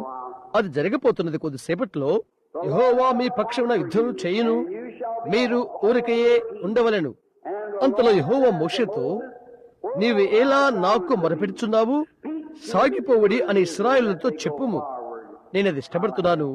సరే, 10 సంవత్సరాల క్రితము నేను సంఘములో చేరాను సహోదరు బ్రహ్యాం. నేను మంచి నమ్మకమైన సంఘ సభ్యుడును అని చెప్పడానికి ప్రయత్నించుకు. అది మంచిదే, నేను దాన్ని శ్లాఘిస్తున్నాను. అయితే ఈ రాత్రి ముందుకు సాగుదాం. దేవుడు కదలచున్నాడు. ఈ దినాన ప్రజలు ఇక్కడ వెనుకకు వెళ్లిపోయి, సరే 150 సంవత్సరాల క్రితము విజ్ఞాన శాస్త్రం ఉన్నది. ఫ్రాన్స్ లో విజ్ఞాన శాస్త్రం చెప్తుంది, ఒక మనుష్యుడు 1 గంటకు 30 మైళ్ళ భీకర వేగంతో వెళ్లిపోయి ఉంటే అతడు భూమి మీద నుండి భూమి ఆకర్షణ శక్తిని తప్పుకుంటాడు. అతడు అయిపోతాడు. గంటకు 30 మైళ్ళు. ఇప్పుడు అతని గంటకు సుమారు 1600 మైళ్ళు వెళుచున్నాడు. విజ్ఞాన శాస్త్రము ఆ వ్యక్తి యొక్క వివరణ ఇచ్చుట నీవెన్నడూ వినలేదు. అతని దినాన అతని బాగానే ఉన్నాడు. అయితే వారు మరి ఒక దినాన జీవిస్తున్నారు. అవునది నిజం. అయితే బోధకులమైన మనము, ఓ దైవిక స్వస్థత లేదా, భక్తులైన మోడీ, ఫిన్నే, నాక్స్, కాల్విన్ మొదలగు వారందరూ దాని గురించి ఏమని చెప్పారు. ఇప్పుడు నన్ను చూడని, వారి యొక్క దినాలలో వారు పర్వాలేదు. అయితే మనము సాగిపోతున్నాము, ముందుకు వెళ్ళుచున్నాము. మనకు ఒకటి కావలసి ఉన్నది. అక్కడ విత్తువాడు ఉపమానంలో యేసు చెప్పాడు, విత్తువాడు వెళ్లి విత్తనాలు విత్తాడు. శత్రువు లోపలికి వచ్చి గోధుమల్లో నాచులు విత్తినది. ఆయన అన్నాడు, రెంటిని కలిసి ఎదగనీయుడి. దుష్టులు ఏ విధముగా ఎదుగుతున్నారా అని నీవు ఎల్లప్పుడూ గుర్తు చేస్తుంటావు. అదే సమయంలో సంఘం ఎంత బలంగా ఎదుగుతూ ఉందా అని నీవు చూడలేకపోతున్నావు. ఆమె పెరిగి పొలములో నిలబడి ఉన్నది. అది ఆమె చిన్న మంద. సహోదరుడా, దేవుడు ఆమెతో ఉన్నాడు. క్రీస్తు మృతుల నుండి లేచుట ఎంత నిశ్చయమో అలాగూ ఆమె జయసూచికము చేయనే ఉన్నది. ఆమేన్. దేవుని సంఘం ఎన్నడూ ఓడిపోదు. పాతాళలోక ద్వారములు దాని ఎదురు నిలవలేరవు. దానికి వ్యతిరేక్తంగా వారు అంటారు, వారు ఉంటారు. అయితే వారు దానిని జయించలేరు. యేసుక్రీస్తు రక్తము ద్వారా సంఘము జయోత్సాహము చేయనే ఉన్నది. విజయ గీతము యుద్ధకు ఇదొకటి శక్యమైనదని నేను నమ్ముతున్నాను. మూఢత, మచ్చ లేక కలంకము లేని సంఘము దేవునికి ఉన్నది. ఆమేన్. దాన్ని గురించి నేను ఎంతగానో సంతోషంగా ఉన్నాను. నేను ఆ సంఘములో ఉంటే, ఆమేన్. సహోదరు అబ్రహాం, అందులోనికి నీవు ఎలా చేరావు? అక్షరము ద్వారా కాదు. అందులోకి నీకు ఎలా చేరుతావు? జన్మ ద్వారా, అందులో జన్మించడం ద్వారా. నేను బ్రహ్మాం కుటుంబంలో ఉన్నాను. అది 45 సంవత్సరాలు. రాబోతున్న ఏప్రిల్ 6వ దినానికి వారి కుటుంబంతో చేరమని వారు ఎన్నడూ నన్ను అడగలేదు. కనుక బ్రహ్మాంగానే జన్మించాను. నేను ఎప్పుడు బ్రహ్మాంగానే ఉంటాను. యేసుక్రీస్తులో నేను క్రైస్తవుడిగా జన్మించాను. నేను క్రైస్తవునవుతాను. ఎందుకనగా ఏర్పాటు బట్టి దేవుడు అలాగూ నిర్మించాడు. ఆయన సొంత ప్రియ కుమారుని ద్వారా ఆయన మనలను పిలిచాడు. మనం ఆయన్ను అంగీకరించాము. నిత్య జీవమును కలిగి ఉన్నాము. ఒక్క కరస్పర్శ ద్వారా, ఒక్క సభ్యత్వము ద్వారా, ఒక్క ఉత్తరము ద్వారా, ఒక్క ఆత్మ వలన మనమందరము యేసుక్రీస్తులోకి ఒక్క శరీరంలోనికి, యేసుక్రీస్తు యొక్క ఒక్క శరీరంలోనికి బాప్తిసం పొందుతమి. తద్వారా దేవుని రాజ్యం యొక్క సాటి పౌరులమైతమి. నేను బయటికి ప్రార్థనకి వెళ్లిపోయి ప్రార్థిస్తూ నేను ఈ దినాన ఆలోచన చేస్తున్నాను. మనము ఈ దినమున జవాబు చెప్పవలసి ఉన్నది. ఎలాగాయని నా ముందు నా తరానికి నేను జవాబు చెప్పనవసరం లేదు, లేదా నా తర్వాత తరానికి నేను జవాబు చెప్పనవసరం లేదు. అయితే న్యాయ తీర్పులో ఈ తరం వారితో నేను నిలబడతాను. నేను అన్నాను, అటు చూడు, బీరు త్రాగు గుర్తు పైన స్త్రీ బొమ్మ, మరొకటి ఆమె శ్వాస లేనిది అని చెప్పబడినది. అవును, అది ప్రాణం లేనిది కూడా అని నేను చెప్పాను. మంచిది, అక్కడే నీవు ఉన్నావు. ఎంతటి అవమానము అని నేను అన్నాను అనుకున్నాను. బాధంతటితో కూడా నా భార్యతో నేను చెప్పాను, ఏ మేలు చేయనట్లుగా కొన్నిసార్లు అగపిస్తుంది. ఎలాగైతేనేమి దాని గురించి ప్రజలు ఏమి చేసినా నేను హెచ్చరిక స్వరముగా ఉండవలసి ఉన్నది. ఎలాగైనా నేను సువార్తను ప్రకటించవలసి ఉన్నది. యేసుక్రీస్తు పునరుద్ధారణ గురించి, ఆయన శక్తిని గురించి సాక్ష్యం ఇచ్చుట, దాన్ని వారు మర్చిపోదురు కాక వారి వీపు చూపుతారు. అందుకొరకే దేవుడు వారిని తీర్పు తీరుస్తాడు. నేను కేవలము బోధ చేయుటకే బాధ్యుడను. సువార్తను ప్రకటించే ఇతరులైన సేవకులకు కూడా మీరు అంతే. నేను దాన్ని తప్పక ప్రేమిస్తాను. గమనించు, ఇప్పుడు మనం ముందుకు వెళ్ళు. నీవు దేవుని మహిమను చూస్తావు. అయితే ఆలకించు. ఇప్పుడు 16వ వచనము మనం ఇది చదువుదాము. నీవు నీ కర్రను ఎత్తి, కర్ర అది తీర్పు కర్ర, అది మోషే యొక్క కర్ర కాదు, అది దేవుని కర్ర. నీవు గమనించితే అతడు ఆ కర్రను తీసుకుని అతను ఈ విధముగా చాపాడు. ఈగలు వచ్చినవి. అతను దాన్ని నీళ్లపైన చాచాడు. అది రక్తముగా మారినది. అది దేవుని తీర్పు కర్ర ఉన్నది. గ్రహించారా? అదే కర్రతో అతడు బండను కొట్టాడు. బండ ప్రక్క నుండి ఒక పగుళ్ళు వచ్చినది. నీళ్లు బండలో నుండి వచ్చినవి. ఆ బండ క్రీస్తే. అది దేవుని న్యాయ తీర్పు.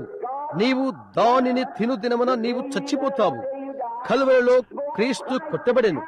అది చేదు వేదన మరణాన్ని చెల్లించెను. అదెటువంటిదైనను ఏ మానవుడు వర్ణించలేడు, లేక ఎవరు వివరించలేరు.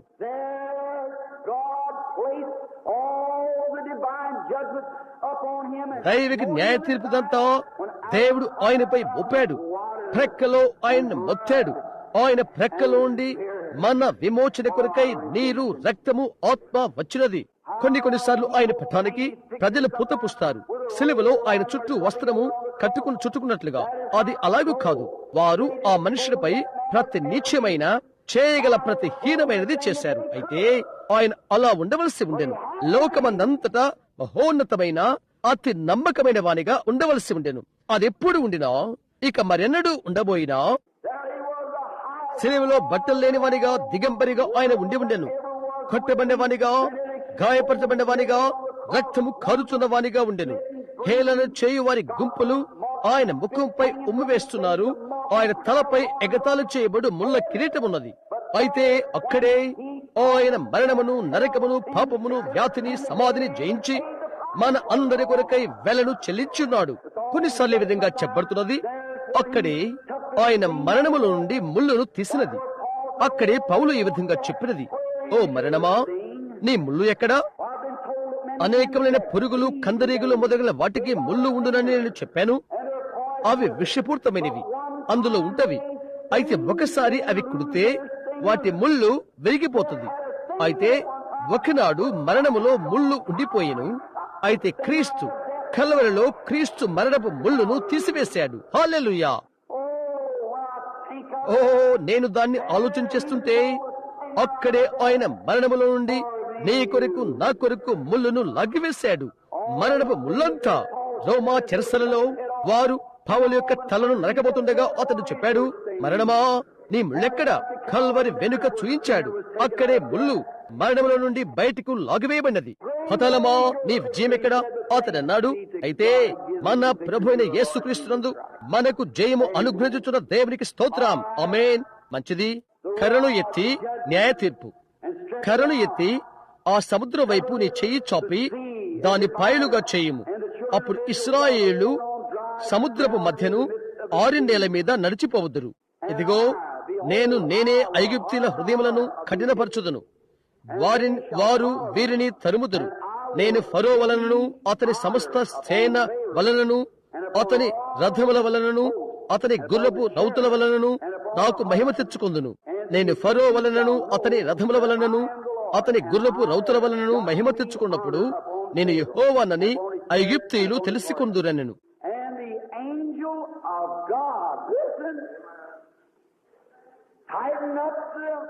దేవదూత, విను, ఇప్పుడు జిరాను గట్టిగా బిగించు. ఇశ్రాయేలు ఎదుట సమూహమునకు ముందుగా నడిచిన దేవదూత ఆయన ఇంకా ఇక్కడ ఉన్నాడు.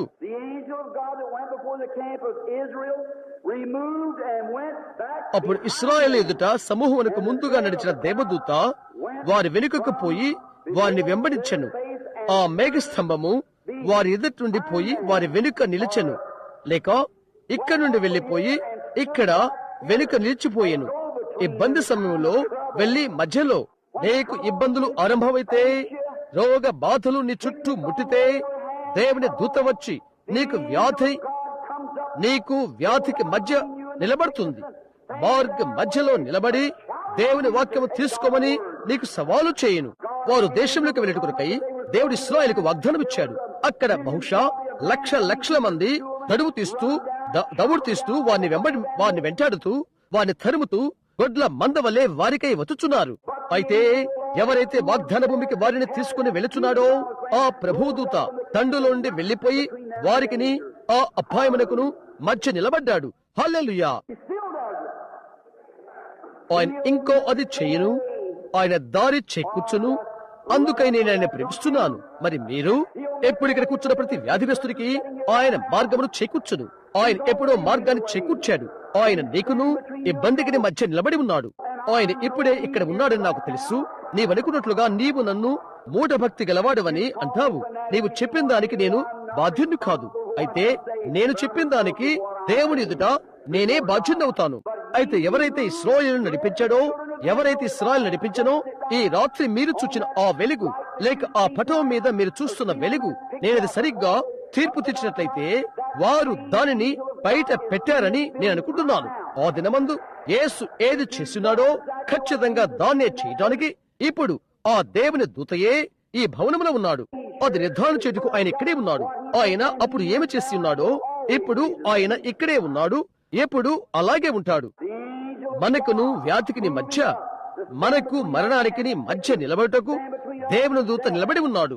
మరణపు ఛాయ లోయలో నేను సంచరించను, ఏ అపాయమునకు భయపడను, నీవు నాకు తోడయిందువు అని దావీదు చెప్పుట్లో అతిశయోక్తి లేదు.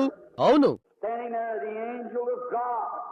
అక్కడ నిలబడి ఉన్న దేవదూత విడచి ఇశ్రాయేలు సమూహమునకు ముందుగా వెళ్లిపోయాడు.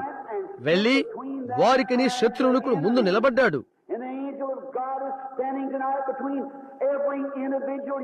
ఈ రాత్రిలో ఇక్కడున్న ప్రతి వ్యక్తికి శత్రువునకు మధ్య నిలబడి ఉన్నాడు. నేను మాట్లాడుతున్నదేదో నేను ఎరిగి ఉన్నాను. ఇప్పుడిక్కడ వేదిక యొద్ద నిలబడి నేను ఎరుగుదును. ఈ రాత్రి ఈ చిన్న గుంపు ఎదురు నిలబడి మహిమ నుండి వచ్చుచు దేవుడు ఘనీభవించి ఈ భవనములో నిలబడి ఉన్నాడు అని నాకు తెలుసును. నీవు దేవుని వాక్యమును కదలించుటకు నీవు సాహసించినట్లయితేనే గమనించు, ఆయన నీ ఎదుట కదలడు. గమనించు, అది ఐగుప్తులకు సైన్యము మధ్యకు వచ్చినది. ఆయన నీకును వ్యాధికిని మధ్యకు వచ్చుచున్నాడు. ఆయన ఇప్పుడే నీకును నీ పాపమునకు మధ్య వచ్చి నిలబడుచున్నాడు. ఎందుకని మనము సంఘం యొక్క నిర్గమములో ఉన్నాము. ఐగుప్తు ఎల్లప్పుడూ కూడా లోకముగా పిలువబడుతున్నది. జ్ఞాపకముంచుకో, వారు అక్కడ సంఘ సభ్యులు అయితే రక్తము ప్రాయశ్చిత్తార్థ బలి వచ్చిన తర్వాత దేవుని యొక్క సున్నతికి వారు వచ్చారు. ఈ రోజు ఆ సున్నతి పరిశుద్ధాత్మిక బాప్తిస్మము. మీరందరూ, స్టెఫను చెప్పుచున్నాడు, మీరందరూ మీ హృదయములను చెవులను సున్నతి పొందని వరలరా? ఎందుకు మీరు ఎల్లప్పుడూ పరిశుద్ధాత్మను ఎదిరించుచున్నారు? మీ పితరులు చేసినట్లు మీరు చేయుచున్నారు. పరిశుద్ధాత్మ హృదయాన్ని సున్నతి చేయును, లోక విషయాలను నరికి వేయును. అది పాతకాలపు పరిశుద్ధతను కలిగిన సంఘము జీవించట్లుగా చేయును. దాని వల్లే ఉండును, దాని వల్లే నడుచును. అయితే ఈ రోజు లోకం వల్లే అది ఉన్నది. అది అవమానం. అడ్డు గడియలను మనం దించుదాం. ఆ పాతకాలపు సహోదరుడు స్పర్జన్ తరచుగా చెప్పేవాడు, నా యొక్క పాత స్నేహితుడైన మెథడిస్ట్ బోధకుడు ఒక పాటను పాడుతూ ఉంటాడు. మనం అడ్డుగడియలు దించుదాం, మనం అడ్డుగడియలు దించుదాం. మనం పాపముతో రాజీ పడ్డాము, మనం అడ్డుగడియలు దించుదాం. గొర్రెలు వచ్చేసినవి ఏ విధముగా మేకలు లోపలికి వచ్చును? ఎందుకనగా నీవు గడియలు దించినావు. అవునది నిజం. క్రైస్తవ జీవిత ధ్వజమును నీవు దించావు. ఎందుకంటే సెమినరీలు కొందరి బోధకులను పొదిగి సత్యముతో రాజీ పట్టకై వారిని పంపినది. అయితే పరిశుద్ధాత్మ అక్కడే ఉన్నాడు, పాపమును గద్దించుటకు. ఈ రాత్రుల విశ్వాసికి లోక కార్యకలాపాల మధ్య నిలబడి ఉన్నాడు. ఆమేన్.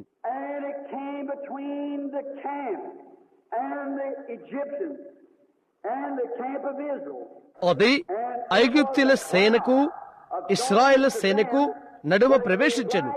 అది మేఘము కనుక వారికి చీకటి కలిగను గాని రాత్రి అది వెలుగిచ్చెను కనుక ఆ రాత్రంతయు సమీపించలేదు.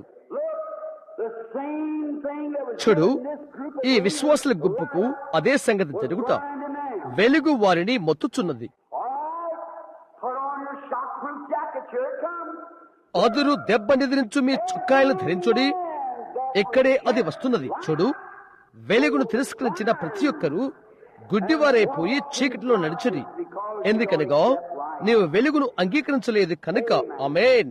సువార్త పడించడానికి దేవుడు మనుషులు పంపాను. అది సత్యమే అని రుజువుటకు ప్రజల మధ్యకు ఆయన అద్భుతాలు సూచక్రియలు పంపును. మనుష్యులు అది తృణీకరిస్తారు. ఇక నీకు చీకటి తప్ప వేరొకటి మిగలదు. వెలుగు ప్రకాశించుటగానే వెలుగులో నడువు సహోదరుడా.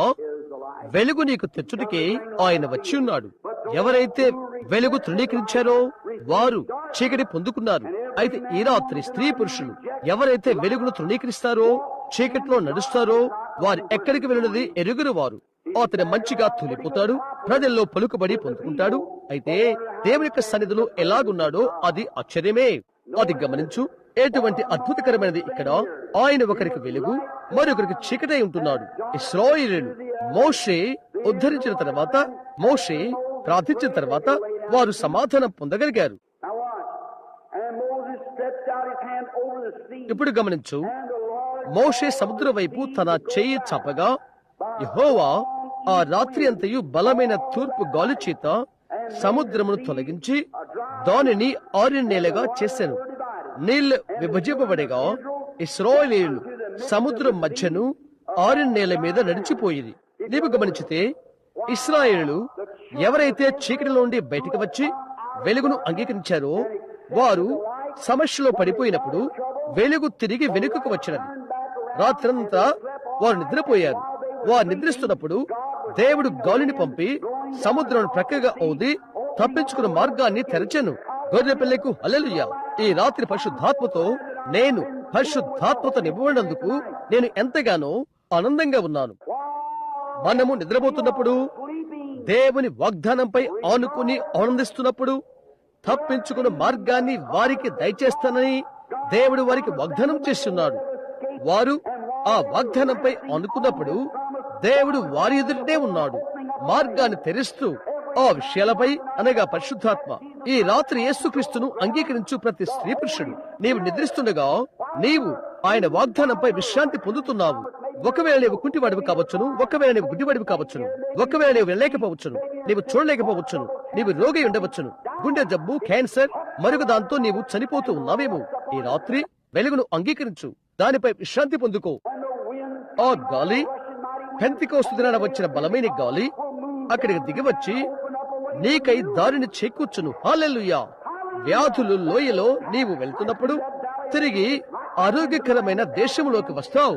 నీవు నులివెచ్చని, చల్లని, వ్యత్యాసకరమైన మత సంఖ్యల గుండా వెళ్తావు. పరిశుద్ధాత్మతో నింపబడి సంతసించి ఆనందించి ఆనందముతో నిన్న హృదయముతో వెళ్తావు. దేవుడు ఆయన బలమును చూయించును. అది చూయించుచునేను. క్షమించండి, నేను బిగ్గరగా అరుస్తున్నాను. శక్తి వలన చూయించబడుచున్న విమోచన. ఒక విషయంలో ఆయన అక్కడ వెనకాల రక్తము చూయించను. ఎక్కడ ఆయన రక్తమును బట్టి విమోచన వలన ఆయన శక్తిని ఆయన చూపి ఉన్నాడు. రక్తము ద్వారా మరణమును తప్పించుకొను ఆయన శక్తిని చూపి ఉన్నాడు. శక్తి యొక్క విమోచన వలన తప్పించుకున్న మార్గమునకై ఆయన శక్తిని ఆయన చూపి ఉన్నాడు. ఈ దినాన అంగీకరించిన నీవు, ఆమేన్, ఈ దినాన అంగీకరించిన నీవు పాపము నుండి నిన్ను శుద్ధి చేటుకై యేసుక్రీస్తు రక్తమును అంగీకరించిన నీవు పరిశుద్ధాత్మ బాప్తిసం కొరకు నడిపించడానికి పరిశుద్ధాత్మ శక్తి ఇక్కడే ఉన్నది. వ్యాధి నుండి నిన్ను ఆరోగ్యములకు రూపాంతరం చేటుకొరకై దేవుని శక్తి ఇక్కడే ఉన్నది. ఆయన సంఘం యొక్క నిర్గమమందు దేవుడు కదలుచున్నాడు. కొద్దిసేపిన తర్వాత ఎక్కడైతే దేవుడు ఆయన విత్తనమును సమకూర్చుతాడో అట్టి వికసించిన స్థానానికి ఆమె వచ్చి ఉన్నది. ఎంతటి అద్భుతము! చీకట్లో నుండి వచ్చి అద్భుతకరమైన వెలుగునికి వచ్చుట. ఎంతగా అది మనము ప్రేమిస్తున్నాము. నా ప్రాణానికి ఎంతటి భావన అది. ఈ రాత్రి స్నేహితులారా, నేను బయట ఉన్నప్పుడు నేను ఈ దినాన కలుసుకున్న ఒక పురుషునితో మాట్లాడుతున్నాను. అతడు అన్నాడు, నేను ప్రజలకు చెప్పడానికి ప్రయత్నం చేస్తూ ఉన్నాను. ఇంకో అన్నాడు, బిల్లీ, నీవు చిన్న బిడ్డమైనప్పటి నుండి నేను ఎంతో మారాను.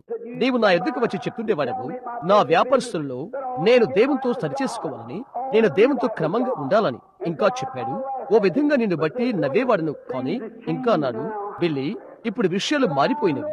ఇంకా చెప్పాడు, నీవు మాట్లాడినవి నేను ఎరగగలిగాను. దేవునికి స్తోత్రం అని అనుకున్నాను. అతను చెప్పాడు, నే దాని గురించి ఇతరులకు చెప్పుటకు ప్రయత్నం చేశాను. ఇంకా అన్నాడు, వారు అంశాన్ని మార్చి ఒక తమాషా పత్రికను గురించి లేక మరో దాని గురించి వారు మాట్లాడక ప్రయత్నం చేశారు. ఓ, అది నేను కాదు, ఆ ప్రక్కనున్న తర్వాత వ్యక్తి. అతను చనిపోవచ్చు. అతడు తర్వాత వాడు. తర్వాత సంఖ్య ఎవరిదో ఎరగకుడనే తర్వాత సంఖ్య అతనిది కావచ్చునేమో. స్నేహితుడా, ఈ రాత్రి అది నీది కావచ్చును. దేవుడు నిన్ను పిలుచు సమయము ఇదే కావచ్చును.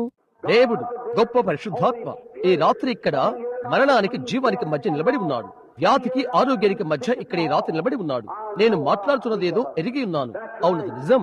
ఇప్పుడే నీవు అనుభూతి కలిగి ఉన్నది అదే పరిశుద్ధాత్మ. ఆ ఆత్మ గదిలో ఉండుట. తిరిగి జన్మించిన ప్రతి వ్యక్తి అనుభూతిని బద్ధులై ఉన్నాడు. అది నీవు సహాయం చేయలేవు. నీలో జీవం ఉన్నట్లయితే అది అక్కడే ఉన్నదని నీవు ఎరుగుతావు. మంచిది. ఆ గొప్ప అయస్కాంతము పరికరాల మధ్యకు దగ్గరగా వచ్చుచున్నప్పుడు అది కదలతో ఒగుతున్నది. ఎందుచేత అది తాకుటకు సమీపమైనది. ఒకప్పుడు ఇక్కడ ఇండియానాలోని హ్యామండ్ లో ఒక పెద్ద అయస్కాంతం వచ్చినట్టుగా ఉన్నది. నేలపైనున్న ముక్కలన్నింటినీ నేను గమనిస్తూ ఉన్నాను. ఒక పెద్ద ఏతామును వారు లాగారు. క్రింద పెద్ద అయస్కాంతం వచ్చింది.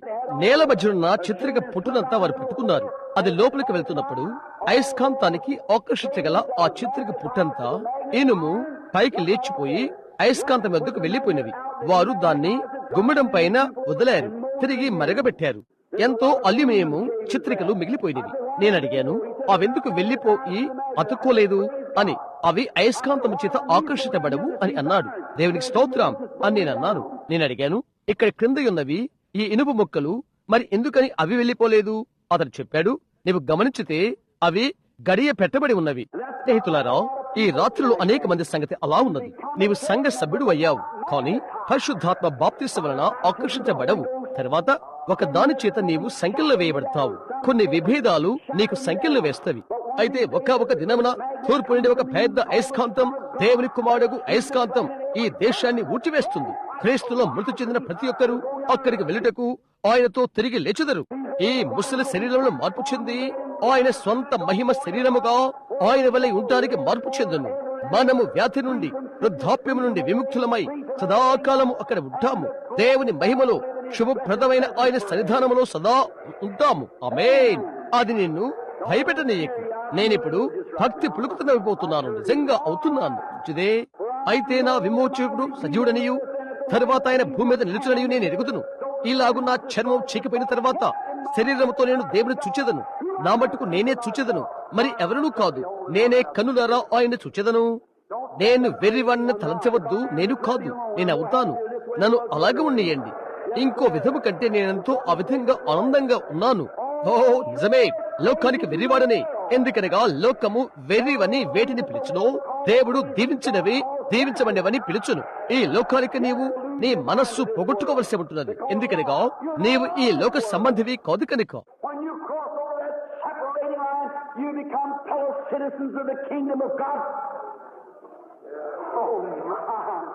ఆ వేరుపరచు గీత నీవు దాటినప్పుడు దేవుని రాజ్యపు సహా పౌరుడు అవుతావు. ఓ ఎంతటి ధన్యత! ఎందుకని నీవు కొత్త సృష్టి అయ్యావు. ఆహా, ఇప్పుడు నీవేమై ఉన్నావో దాని నుండి మార్పు చెందావు. మీరిప్పుడు దేవుని కుమారులు. పరలోక స్థలములో మనము కూర్చుని పెట్టబడి ఉన్నాము. 1000 ఏండ్ల పాలన లో మనం ఉంటాము అని కాదు. మనం ఇప్పుడే మనము దేవుని కుమారులమై ఉన్నాము. ఇప్పుడే మనం పరలోక స్థలంలో క్రీస్తు యేసులో కూర్చుని పెట్టబడి ఉన్నాము. పునరుద్ధారుడైన ప్రభుని యేసు ఇక్కడే ఉన్నాడు. ఆయన బలముతో ఆయన ఇక్కడే ఉన్నాడు. ఆయన విమోచన శక్తితో ఆయన ఇక్కడే ఉన్నాడు. నిర్గమము కొరకు ఆయన ఇక్కడే ఉన్నాడు. ఆయనతో సహవాసములోకి ప్రతి సంఘ సభ్యుని తెచ్చుట కొరకై ఆయన ఇక్కడే ఉన్నాడు. నీవెంతనే నీచ స్థితిలో ఉన్నను ప్రతి పాపిని తెచ్చుటకు ఆయన ఇక్కడే ఉన్నాడు. నీ జీవితంలోకి ఆయన పునరుద్ధార శక్తిని తెచ్చి నేను నూతన సృష్టిగా చేయడం కొరకై ఆయన ఇక్కడే ఉన్నాడు. ఇక్కడే కొద్ది కాలం క్రితమే ఇంగ్లాండ్ అనుకుంటాను, లండన్ లో లేక మరొక చోటను లోకములోని అన్ని మతములు కలుసుకుని కూడి ఉన్నవి. ఖచ్చితంగా నాకు జ్ఞాపకం లేదు. అయితే వారందరూ పలు విధాలైన సంఘాల గురించి మాట్లాడారు. మహమ్మదీయులు, బౌద్ధులు, ప్రతి ఒక్కరు. ఒకరు అమెరికన్ హోలీనెస్ సంఘానికి సంబంధించిన ఒకడు జాన్ విట్ అని అనుకుంటాను అతని పేరు. అతను నిలబడ్డాడు. అతను మాట్లాడు సమయం వచ్చినది.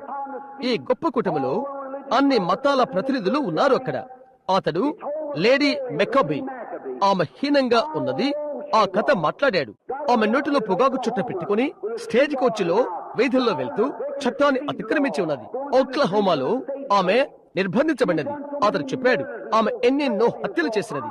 ఎంతో మురికిగాను, ఎంతో కరుకుగాను, మొరటిగాను ఉండినది. చివరికి వారు వెళ్లిపోయి తారు పోసి కప్పునది. వారిపై వారు కలుషిత అవుతారని, వారు కలుషితమైపోతారని ఆమె పైన చేతులు పెట్టలేకపోయారు.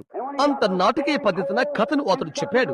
ఎంతవరకనగా కూర్చున్న వరుసలో ముందుకు వాలి సభకులు వినే అంతగా అతడు చెప్పాడు, ఈ లోక మతాలలో గొప్పవాళ్ళైన వారులారా లేక అయ్యలారా, లేడీ మెకబీ చేతులను కడిగివేయినది మీ యొక్క మతాలలో ఏదైనా ఉన్నదా అని అడిగాడు. ఎవ్వరూ ఒక్క మాట కూడా పలకలేదు. అతని గాల్లోకి ఎదురు దుక్కి తన పాదములను కలిపి ఎదిలించి తన చేతులు చరిచాడు. అతడన్నాడు, యేసుక్రీస్తు రక్తం ఆమె చేతులు మాత్రమే కడగదు, అయితే అది ఆమె హృదయమును కడుగుతుంది. ఆమేన్. అవునది నిజం. యేసుక్రీస్తు రక్తము కెంటకీలోని లూయిస్వెల్ లో నీచమైన ఒక వేశ్యను తీసుకుని ఆమెలో నుండి ఒక గౌరవ స్త్రీని భక్తురాలను చేయగలదు. అది అక్కడ దూరాన స్థలములో నుండి ఒక నాటు సారాయి కాయువాన్ని తీసుకుని అతనిలో ఉండి గౌరవప్రదమైన పెద్ద మనిషిని, దేవుని యొక్క భక్తుని చేయగలదు. నా స్నేహితులారా, రాజ్యం యొక్క పౌరులారా, కెంటుకీ, ఇండియానా చుట్టూనున్న నా సహచరులైన మీరు ఈ రాత్రి మీరు ఆలోచించరా? మీ ఆఖరితనము చేయకముందు, ఆఖరి తరుణము చేయకముందు ఈ ప్రభుని యేసుని గురించి ఆలోచించుటకు మీకు సమయం ఇది. ఈ గొప్ప నిర్గమములో సంఘము వెలుచున్నది మీరు చూస్తున్నారా? మన ముందుండి అగ్నిస్తంభం నడిపించుచున్నది, అద్భుతాలు సూచికలు జరిగించుచు నిలబడి ఉన్నది. చూస్తున్నారా? ఈ రాత్రి ఆయన ఇక్కడే ఉన్నాడు. ఆయన విమోచన సమస్త శక్తి ద్వారా ప్రతి పాపిని సంపూర్ణంగా చేయటానికి, పడిపోయిన ప్రతి వాణిని వెనక్కు తిప్పడానికి ఆయన ఇక్కడే ఉన్నాడు. ప్రతి వ్యాధిగ్రస్తుని స్వస్థపరచడానికి ఆయన ఇక్కడే ఉన్నాడు. ఆయనే సంపూర్ణ సువార్త. మేము సంపూర్ణ సువార్తను ప్రకటిస్తాము. గొర్రెపిల్లనంతా తింటాము. పరిశుద్ధాత్మతో దాన్ని కలుస్తాము. అది మంచి వంటకమని ఎరుగుతాము. పరిశుద్ధాత్మ దాన్ని మాకు దైవికమైనగా చేసి అది నిజంగా శ్రేష్టమైనదిగా చేసి ఉన్నది. యెహోవా ఉత్తమమైన రుచి చూచి తెలుసుకునుడి, అది బండలోని తేనె రుచి వలె ఉన్నది. మన ప్రభుని యేసు ఇక్కడే ఉన్నాడు. ఆయన ప్రేమలో, శక్తిలో, ఆయన ఘనమైన విమోచన ఆశీర్వాదాలలో. ఈ రాత్రులు ఆయన ఏ విధముగా సంఘానికి, పాపానికి మధ్య నిలబడి ఉన్నాడు. ఆయన ఏ విధముగా నీకు న్యాయ తీర్పుకు మధ్య నిలబడి ఉన్నాడు. కారుచున్న రక్తముతో ఉన్నాడు. ప్రార్థనతో కొంచెము కాలము క్రితమే ఇక్కడే ఓహియాలో ఒక స్థలంలోనికి నడిచి వెళ్ళాను. న్యాయ తీర్పును గురించి నా అభిప్రాయము అక్కడ తెలియచేయబోతున్నాను. డంకర్డ్ భోజనశాలలో నేను భోంచేస్తున్నాను. మాకు పెద్ద కుటాలు జరుగుతున్నవి. ఒక చిన్న బాడుగు ఇంట్లో పట్టణానికి దూరంగా నేను ఉండి ఉన్నాను. నేను డంకర్డ్ భోజనశాలలో భోంచేస్తున్నాను. వారు మంచి ప్రజలు. ఆదివారం దాన్ని మూసివేసి ఆలయానికి వెడతారు. నా భోజనం భోంచేయుటకై ఒక సాధారణమైన అమెరికా స్థలంకు నేను వెళ్లవలసి ఉండెను. నాకు ఆశ్చర్యాన్ని కలిగించింది ఒకటి, నేను తలుపు లోపలికి వెళ్ళినప్పటికీ అక్కడికి రాష్ట్ర పోలీసు ఒక అమ్మాయిని నడుము చుట్టూ చేయి పెట్టి స్లాట్ మెషిన్ వాయిస్తున్నాడు. జూదం అన్నది ఓహియాలో చట్ట వ్యతిరేకం. అక్కడ చట్టం యొక్క మనుషుడే చట్టాన్ని పగలగొడుతున్నాడు. బహుశా అతడు నా వయస్కు వాడు, బహుశా వివాహితుడు. ఒక చోట కుటుంబం ఉండను. అక్కడ నిలబడిన ఓ యవ్వన స్త్రీతో చేతుల చుట్టూరా ఉంచాడు. భోజనశాల వెనుకకు చూశాను. త్రాగి కొందరు యవ్వనులు కూర్చుని ఉన్నారు. ఒక యవ్వన స్త్రీ అమర్యాదగా ప్రవర్తిస్తుంది. నేను చూశాను. ఇక్కడ నా కుడివైపు చిన్న గదిలో నేను కూర్చుంటానికి సంసిద్ధపడ్డాను. అక్కడ ఒక పెద్ద స్త్రీ కూర్చుని ఉన్నది. సుమారు 58-60 సంవత్సరాలుంటవి. నా తల్లి అంతా పెద్ద వయస్కురాలు అక్కడ కూర్చుని ఉన్నది. చర్మం అంతా ముడతలు బడి ఉన్నవి. చిన్న పొట్టి బట్టలు ధరించి ఉన్నది. అది భయంకరం. ఆమె కాలి గోళ్లకు ఊదా రంగు వేసుకుని ఉన్నది. ఆమె పెదాలకు రంగు వేసుకున్నది. నీ వెన్నడు చున్నంతగా భయంకరంగా కనిపిస్తున్నది. ఆమె తల వెంట్రుకలు ఎంతో పొట్టిగా కత్తిరించుకుని ఉన్నది. అవి ఆ విధంగా వదులుగా వెంట్రుకలు పెట్టుకున్నది. ఆమె మద్యపానం సేవిస్తుంది. అక్కడ ఆమెతో 2 పురుషులు కూర్చుని ఉన్నారు. త్రాగి భయంకరంగా ఉన్నారు. వారిలో ఒకరు బల్లపైన గిన్నెలకు అడ్డంగా పండుకున్నాడు. వారికి వారే క్షమాపణ చెప్పుకుని విశ్రాంతి గదిలోకి వెళ్లిపోయారు. నేను అక్కడే నిలబడ్డాను. దేవా, అది నీవేలా సహించగలుగుతున్నావు? అటువంటి నేను ఏ విధంగా చూడగలను అని అనుకున్నాను. చివరికి నా హృదయంలో నాకై నేను చెడ్డగా అయినట్టయ్యాను.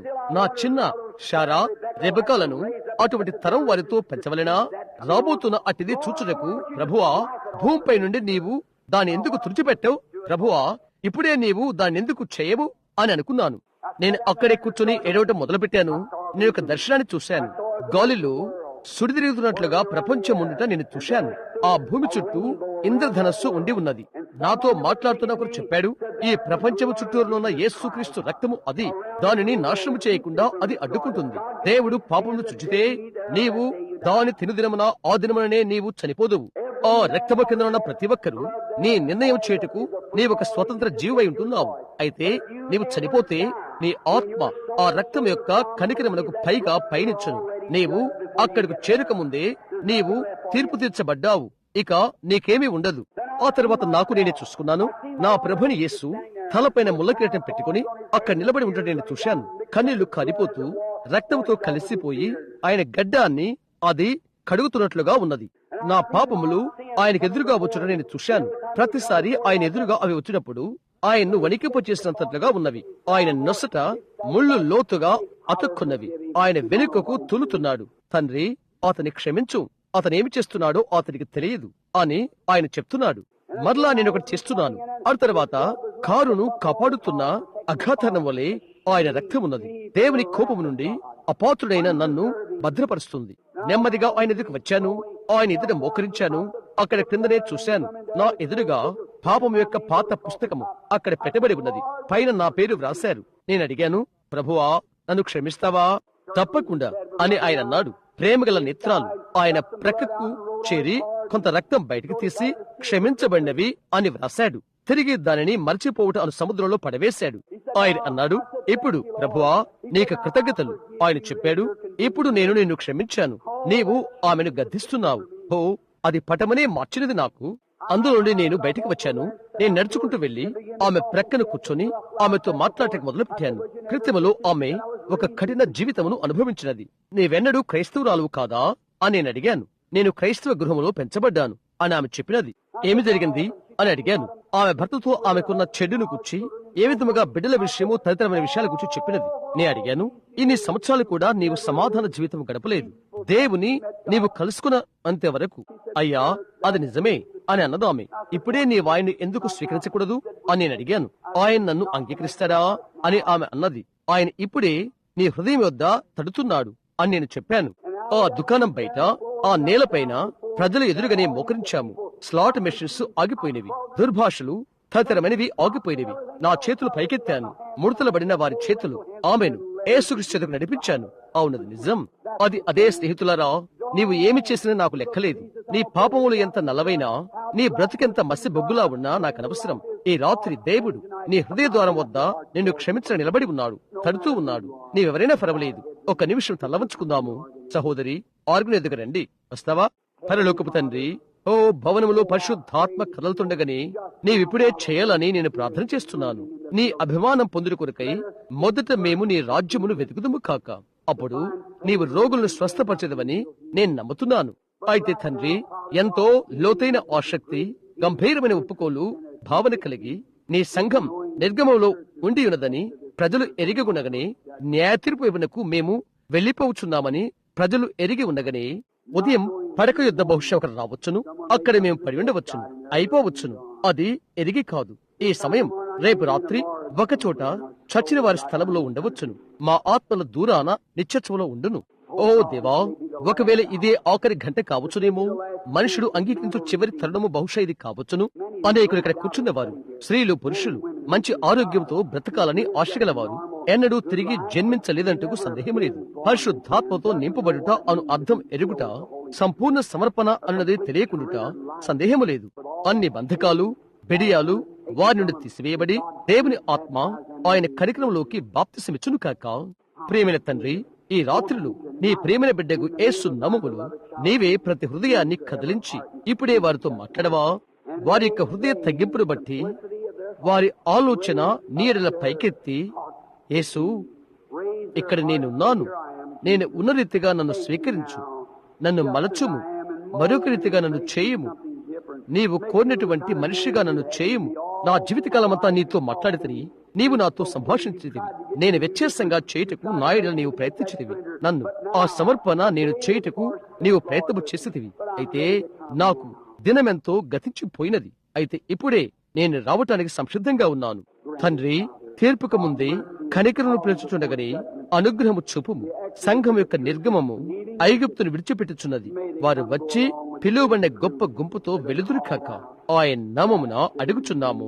మీ తలలు వంచి ఉండగానే, కన్నులు మూసుకుని ఉండగానే క్రైస్తవులు ప్రార్థిస్తుండగా, సహోదర అబ్రహాం నన్ను జ్ఞాపకముచ్చుకో అని చేయి పైకెత్తి చెప్పగలరా అని నేను ఆశ్చర్యపోతున్నాను. యేసుక్రీస్తును గురించి నీవు చెప్తున్న ప్రతి మాట సత్యమే అని నేను నమ్ముతున్నాను. మనమందరము ఆత్మతో నింపబడవలసి ఉన్నది. నేను ఇంకా లేదు అని చెప్తారా? నేను సంఘ సభ్యునిగా ఉన్నాను, లేదా ఒకవేళ నీవు కాకపోవచ్చును. బహుశా నీవు పాపివి కావచ్చును, ఇంకా క్రీస్తును అంగీకరించలేదు, లేదా నీవు సంఘ సభ్యుడివి, తిరిగి జన్మించలేదు. నీ చేయి పైకెత్తి, సహోదర అబ్రహాం నీ ప్రార్థనలో నన్ను జ్ఞాపకము చేసుకో, నేను సరిచేసుకోవాలి అని చెప్తావా? దేవుడు నేను దీవించునుగాక, దేవుడు నేను దీవించునుగాక. నీవు నీవు నీవు నీవు మరి నీవు నా సహోదరుడా, మరి నీవు నా సహోదరి, నీవు సహోదరుడా, నీవు నీవు నీవు సహోదరుడా, సహోదరి. అవును, నా ఎడం ప్రక్క ఇక్కడ ఎంతమంది ఉన్నారు? మీ చేయి పైకెత్తి, సహోదర అబ్రహాం నేను జన్మించాలనుకుంటున్నాను అని చెప్తారా? పరిశుద్ధాత్మ నీతో మాట్లాడుచున్నాడు. జ్ఞాపకముచ్చుకో, నేను దేవుని సేవకునైతే ఈ వేదిక యొద్ద నేను ఎలాగూ నిలబడి ఉన్నాను అంత నిశ్చయంగా అది నాకు తెలుసు. ఇక్కడున్న ఆత్మలతో పరిశుద్ధాత్మ మాట్లాడుచున్నాడని. స్నేహితులారా, నేను వ్యత్యాసంగా మీకు ఉండవచ్చును, అయితే నేను మూఢభక్తి గలవాడును కాదు. నేను మాట్లాడినది నేను ఎరుగుదును. అక్కడ నీ యొక్క ఇబ్బంది ఏదో నేను ఎరిగితే, నీ రోగమేదో ఎరిగినట్లయితే నీ కొరకై నా ప్రార్థన దేవుడు ఆలకించును. ఇక్కన్ని ఈ భవనములోని క్యాన్సర్ తోనూ, అంధత్వముతోనూ, చెవిటివారు, కుంటివారు మొదలైన వారు స్వస్థత పొందుకున్న వారు ఉన్నారు. ప్రపంచమందలి కూటములు చూడు. ఇప్పుడు నీ విషయమేంటి? ఇప్పుడు నీ విషయమేంటి? అందుకొరకై ఆయన నా ప్రార్థన ఆలకిస్తే, నీ ఆత్మస్థితిని కూర్చిన నా ప్రార్థన ఆయన ఆలకింపడా? నీ యొక్క బలహీనత ఎక్కడ ఉన్నదో ఆయన నాకు బయలుపరిచినట్లయితే, నీ బలహీనత ఏంటో అది కూడా ఆయన నాకు బయలుపరచగలడా? బయలుపరచడా? సహోదర అబ్రహాం, నన్ను జ్ఞాపకముచ్చుకో. నా యందు దేవుడు ఈ సమయమందు కరుణ చూపమని దేవుని అడుగుమని ఎంతమంది ఇంకా మీ చేయి పరికెత్తుతారు? దేవుడు నిన్ను దీవించునుగాక. నిన్ను నిన్ను నిన్ను మరలా భవనంలో ప్రతి ఒక్కరి చోట మీరు మీ తలలు వంచి ఉండండి. మీరు మీ ఇష్టమైతే ఇలా చేస్తారేమని ఆశ్చర్యపోతున్నాను. అది మీ చేతులెత్తిన వారు మరి కొంచెం కృప కోసం ఇలా చెప్పండి. ప్రభువా, నా చేయి పైకెత్తుటకు నాకు తగిన కృపను ఇచ్చావు. అతడు ప్రార్థన చేస్తున్నప్పుడు నిలబడటానికి నాకు తగిన కృప దయచేయము. తెల్లవారికి ముందు ఆయన నా కొరకై వచ్చినట్లయితే, ప్రభువా, ఇది నీకు నా గుర్తు, నేను సరిగా ఉండాలని, ఒక దినమున నేను నిన్ను కలుసుకోవాలని ఆశపడుతున్నాను. ఏ దగ్గు నా చొక్కా ఈ చేతుల వరకు వచ్చును. నేను చచ్చిపోతున్న దిండును ఒత్తుతాను. వైద్యుడు నా పడక విడిచి వెడతాడు. ఏమి జరుగుతుంది అప్పుడు? దేవా, నా ఆత్మపై కనికరము చూపు. గదిలో చల్లని మరణ పొగలు తెలాడుతుండగా పురాతన సియోను ఓడ వచ్చును కాక నన్ను తీసుకుని వెళ్ళటకు నేను నిలబడబోతున్నాను. ప్రభువా, అదెంతో కృప తీసుకుంటుంది. అయితే ఒకటి నన్ను కదిలిస్తున్నది. నేను నిలబడుతున్నాను. సహోదరుడా, దేవుడు నిన్ను దీవించును కాక. నేను నిలబడుతున్నాను ప్రభువా అని చెప్తూ ఇంకెవరైనా నిలబడతారా? సహోదరుడా, దేవుడు నిన్ను దీవించును కాక. దేవుడు నిన్ను దీవించును కాక. సహోదరుడా, సహోదరి, అలాగే నిలబడండి. నీ ఆత్మరక్షణ కొరకు ఈ ప్రార్థనలో జ్ఞాపకం చేసుకోవాలనే ప్రతి ఒక్కరు నిలబడతారా? దేవుడి నిన్ను దీవించును కాక. యవనుడా, దేవుడు నిన్ను దీవించును కాక. అయ్యా, దేవుడు నిన్ను దీవించును. దేవుడు నిన్ను దీవించును సహోదరుడా. దేవుడు నిన్ను దీవించును నా సహోదరి. దేవుడు నిన్ను దీవించును సహోదరి. నిన్ను సహోదరుడా. ఇంకా ఎవరైనా నిలబడి, సహోదర అబ్రహాం, ఇక్కడ నేను ఉన్నాను, నీ ఎదుటనే నేను నిలబడి ఉన్నాను, దేవుని ఎదుట నేను నిలబడి ఉన్నాను, నిలబడమని ఒకటి నాకు చెప్పినది. నేను నిలబడ్డాను. నీవది చేస్తావా? లేచి నిలబడు. ఇంతగా దేవుడు తీసుకో. అమ్మా, దేవుడు నిన్ను దీవించును. ఇంకా ఉన్నారు. దేవుడు నిన్ను దీవించునమ్మా. అవునది మంచిది. ఆ దీనులైన తల్లి తన బిడ్డను పట్టుకుని లేవాలని ఉన్నది. ఆమె కళ్ళల్లో నీళ్లొస్తున్నవి. నీవి రావా? తిరిగి లే. అమ్మా, దేవుడు నిన్ను దీవించును కాక. పెద్ద వయస్కురాలైన స్త్రీ అక్కడ నిలబడి ఉన్నది. నిజంగా పెద్దది ఆమె. ఈ యొక్క దినాలలో దేవుని ఆమె కలుసుకోబోతుందని ఎరిగి ఉన్నది ఆమె. దేవుడు నిన్ను దీవించును. తరువాత ఎవరు నిలబడి నేను నిలబడతాను అని చెప్తారు? ప్రార్థనకై అలాగే నిలబడు. ఇంకొకరు ఉన్నారా? ఇంకొకరు నిలబడాలనుకుంటున్నారని నేను భావన కలిగి ఉన్నాను. బహుశా నీవు కొంచెం ముందుకు రావాలనుకుండవచ్చు. ఇక దానిని నిలుపు చేయవద్దు. నిలబడు. నీవు చేస్తావా? దేవునికి దాపుగా రావాలనుకుంటున్న నీవు, దేవుడు నిన్ను దీవించుడు కాక. అది మంచిది. అమ్మా, దేవుడు నిన్ను దీవించుడు కాక. అవునండి. ఇంకా కొంచెం ముగ్గురైనా ఉంటారు నిలబడవలసి ఉన్నారన్నట్లుగా నేను నేరుగా ఎదురు చూస్తున్నాను. ఎందుచేతనగా దేవుని దూత అక్కడి నిలబడి ఉన్నాడు. దేవుడు నిన్ను దీవించుడు కాక. అమ్మా, మంచిది. సరే సహోదరుడా, దాని గురించి ఏంటి? మంచిది. ప్రభు దూత నిలబడి ఉన్నాడు. నాకు తెలుసు. అది నేను చూశాను. ఒకరు ఇప్పుడు తప్పక నిలబడవలసి ఉన్నదని నాకు తెలుసు. ఒక నిమిషం, నేను ఇంకా ఎదురు చూస్తున్నాను. నీ గుండె దగ్గర ఆయన నిన్ను తొందర చేస్తున్నాడు తెలుసా స్నేహితుడా? ఆయన అక్కడే నిలబడి ఉన్నాడు. నిలబడాలని నీతో చెప్తున్నది అది ఆయనే. నీవు చేయవా? నిలబడి ఆయన అంగీకరించు ఇప్పుడే. సరే, నీవు ఇప్పుడు సంసిద్ధమేనా? ఈ రాత్రి దేవుడు నిన్ను పిలిచినట్లయితే, ఈ కూటములు, ఈ ప్రసంగములు, ఈ ఆహ్వానముతో నీవు చనిపోయినప్పుడు అక్కడ నీవు కలుసుకోబోతున్నావా? దాని గురించి నీవేమి చెప్తావు? నీవేమి చేశావు? నీవు సంసిద్ధపడకపోతే నిజంగా ఎప్పుడు నిలబడు. నీవు వెలుగులో నడుచుటకు నీవు అంగీకరించావని ఆయన చూచుట కొరకై.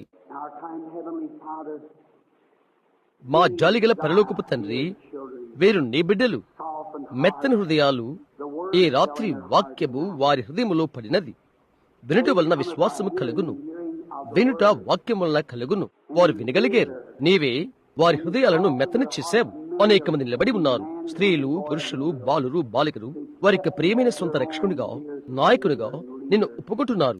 దేవుని యొక్క దూత ఈ రాత్రి ఇక్కడ ఎవరు ఉన్నారో ఆ దేవుని దూత వారి జీవితకాలం మాత్రం నడిపించును కాక. ఇప్పుడే వారు కల్వరి యుద్ధకు నడిపించబడదురు కాక. వారి గుండెల్లో వారి రక్షకుడుగా యేసును వారు అంగీకరించదురు కాక. క్రీస్తు రక్తము ద్వారా పరిశుద్ధాత్మ వారి ప్రాణాల్లోకి వచ్చి సకల వ్యత్యాసాలను తొలగించును కాక. పరిశుద్ధాత్మ బాప్తిసముతో నింపునుగాక. వారి జీవితాల్లో ఇది ఘనమైన రాత్రి కనుక అది అలాగని మాకు తెలుసు. ఎందుచేతనగా ఈ రాత్రి వారు నిన్ను స్వీకరించారు ప్రభువా. ఇప్పుడే అది దయచేయము. ఇక్కడ నుండి ఈ రాత్రి వారు ఆనంద సంతోషాలతో వారి నిండు హృదయాలతో దేవుని స్తుతిస్తూ ఇంటికి వెళ్ళెదురు కాక. క్రీస్తు యేసు నామము ద్వారా ఈ ఆశీర్వాదాన్ని నేను ప్రార్థిస్తున్నాను. ఇప్పుడు మీరు కూర్చుంటుండగా ప్రభు మిమ్మల్ని దీవించును కాక. ఇప్పుడు మిమ్మల్ని అడగనియండి, నిలుచున్న ప్రతి ఒక్కరూ మీరు నిలబడి ఉన్నప్పుడు మీకు ఒకటి జరిగిందని మీకు తెలుసు. మీ చేయి పైకెత్తండి, మీ చేయి ఎత్తండి. ఒకటి జరిగినదని మీకు తెలుసు. దేవుడు మిమ్ము దీవించుడు కాక, దేవుడు మిమ్మల్ని దీవించుడు కాక. అది మంచిది. అది అలాగే ఉండవలసి ఉన్నది స్నేహితులారా, అది అలాగే ఉండవలసి ఉన్నది. నేను నిలబడి ఇప్పుడు ఇక్కడ చూశాను. నేను మాట్లాడిన ఆ దేవదూత ఇక్కడ ఈ భవనంలో గుండా వెళ్ళుట అదే ప్రభు యొక్క దూత, అగ్ని స్తంభము. ఆ ఆత్మ ప్రేరేపణ చేతనే గత 5-10 నిమిషాల నుండి నేను బోధ చేస్తున్నాను. నేను దాన్ని భావించాను. ఈ భవనంలో కదలుట ఇప్పుడే చూశాను. నేను ఒక కథ చెప్తున్నట్లుగా మీరు తలంచవచ్చు, అయితే అది సత్యము. నేను ప్రార్థనా వరుసని కూడా పిలవలేదనుకుంటాను.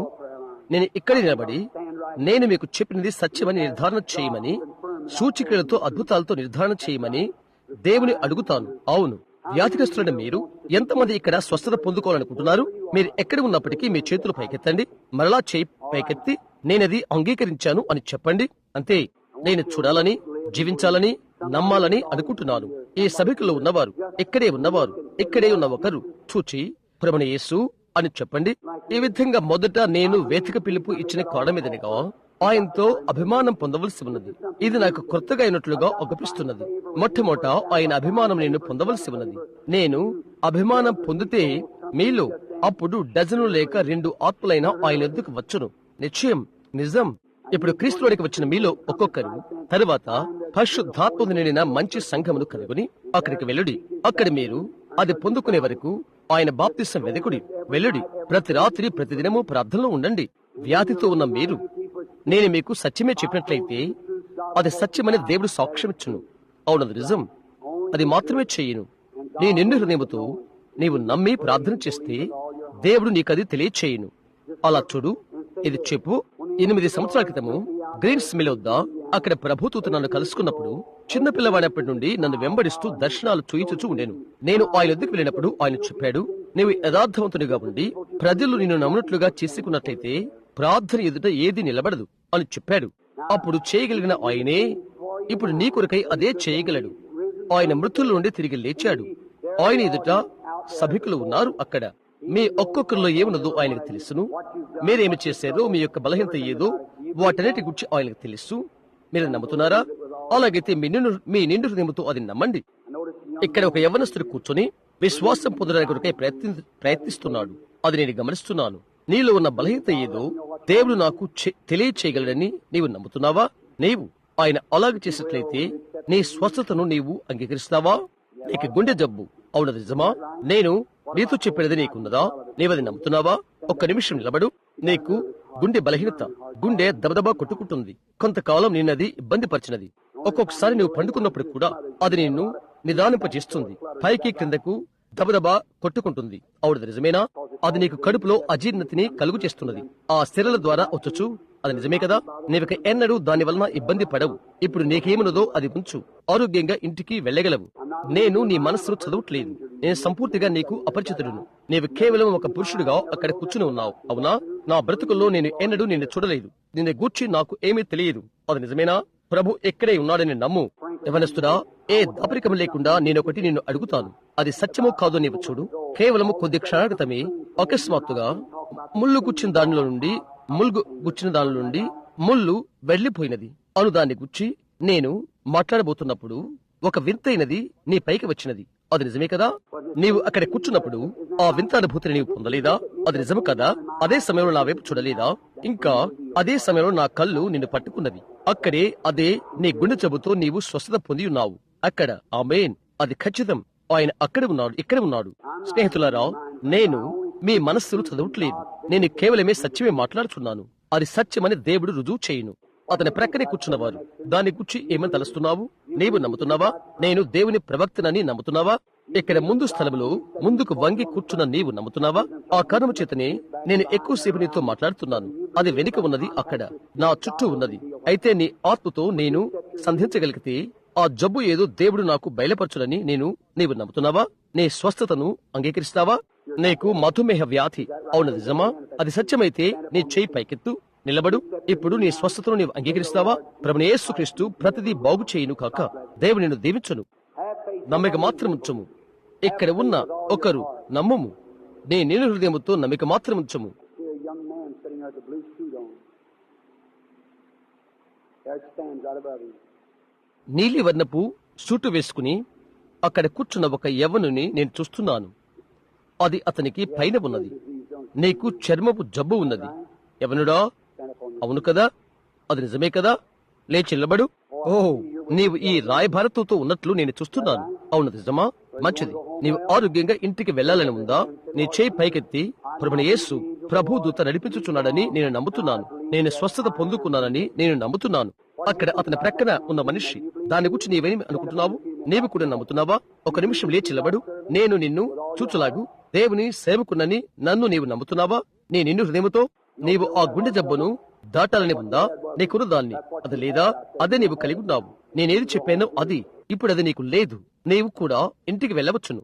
అతనికి ప్రక్కనున్నవారు, దాని గురించి మీరేమని తలస్తున్నారండి? నీ నిన్ను హృదయముతో నీవు నమ్ముతున్నావా? దేవుని ప్రవక్తగా నీవు నన్ను నమ్ముతున్నావా? లేచి నిలబడు. ఇప్పుడు నీ నిన్ను హృదయముతో నీవు నమ్ముతున్నావా? నీకు నరముల బలహీనత, అది నిజము కదా? అవునా? అది నిజమేనా? నీ చేయి పైకెత్తు. ఇప్పుడు ఆరోగ్యంగా నీ ఇంటికి వెళ్ళు. యేసుక్రీస్తు నిన్ను బాగు చేయును. తరువాత మనిషి విషయం ఏంటి? వరుసలో నిలబడినవారు, నీ నిన్ను హృదయముతో నీవు నమ్ముతున్నావా? లేచి నిలబడు. ఆయన సేవకున్నవుటకై దేవుని ప్రవక్తగా నన్ను నమ్ముతున్నావా? నీ జబ్బు ఏదో ఆయన నాకు తెలియచేయనని నీవు నమ్ముతున్నావా? తద్వారా నీ స్వస్థత నీవు అంగీకరిస్తావా? అది నీ గొంతుకలు, అది నిజమేనా? యేసుక్రీస్తు నామమున ఆరోగ్యంగా ఇంటికి వెళ్ళు.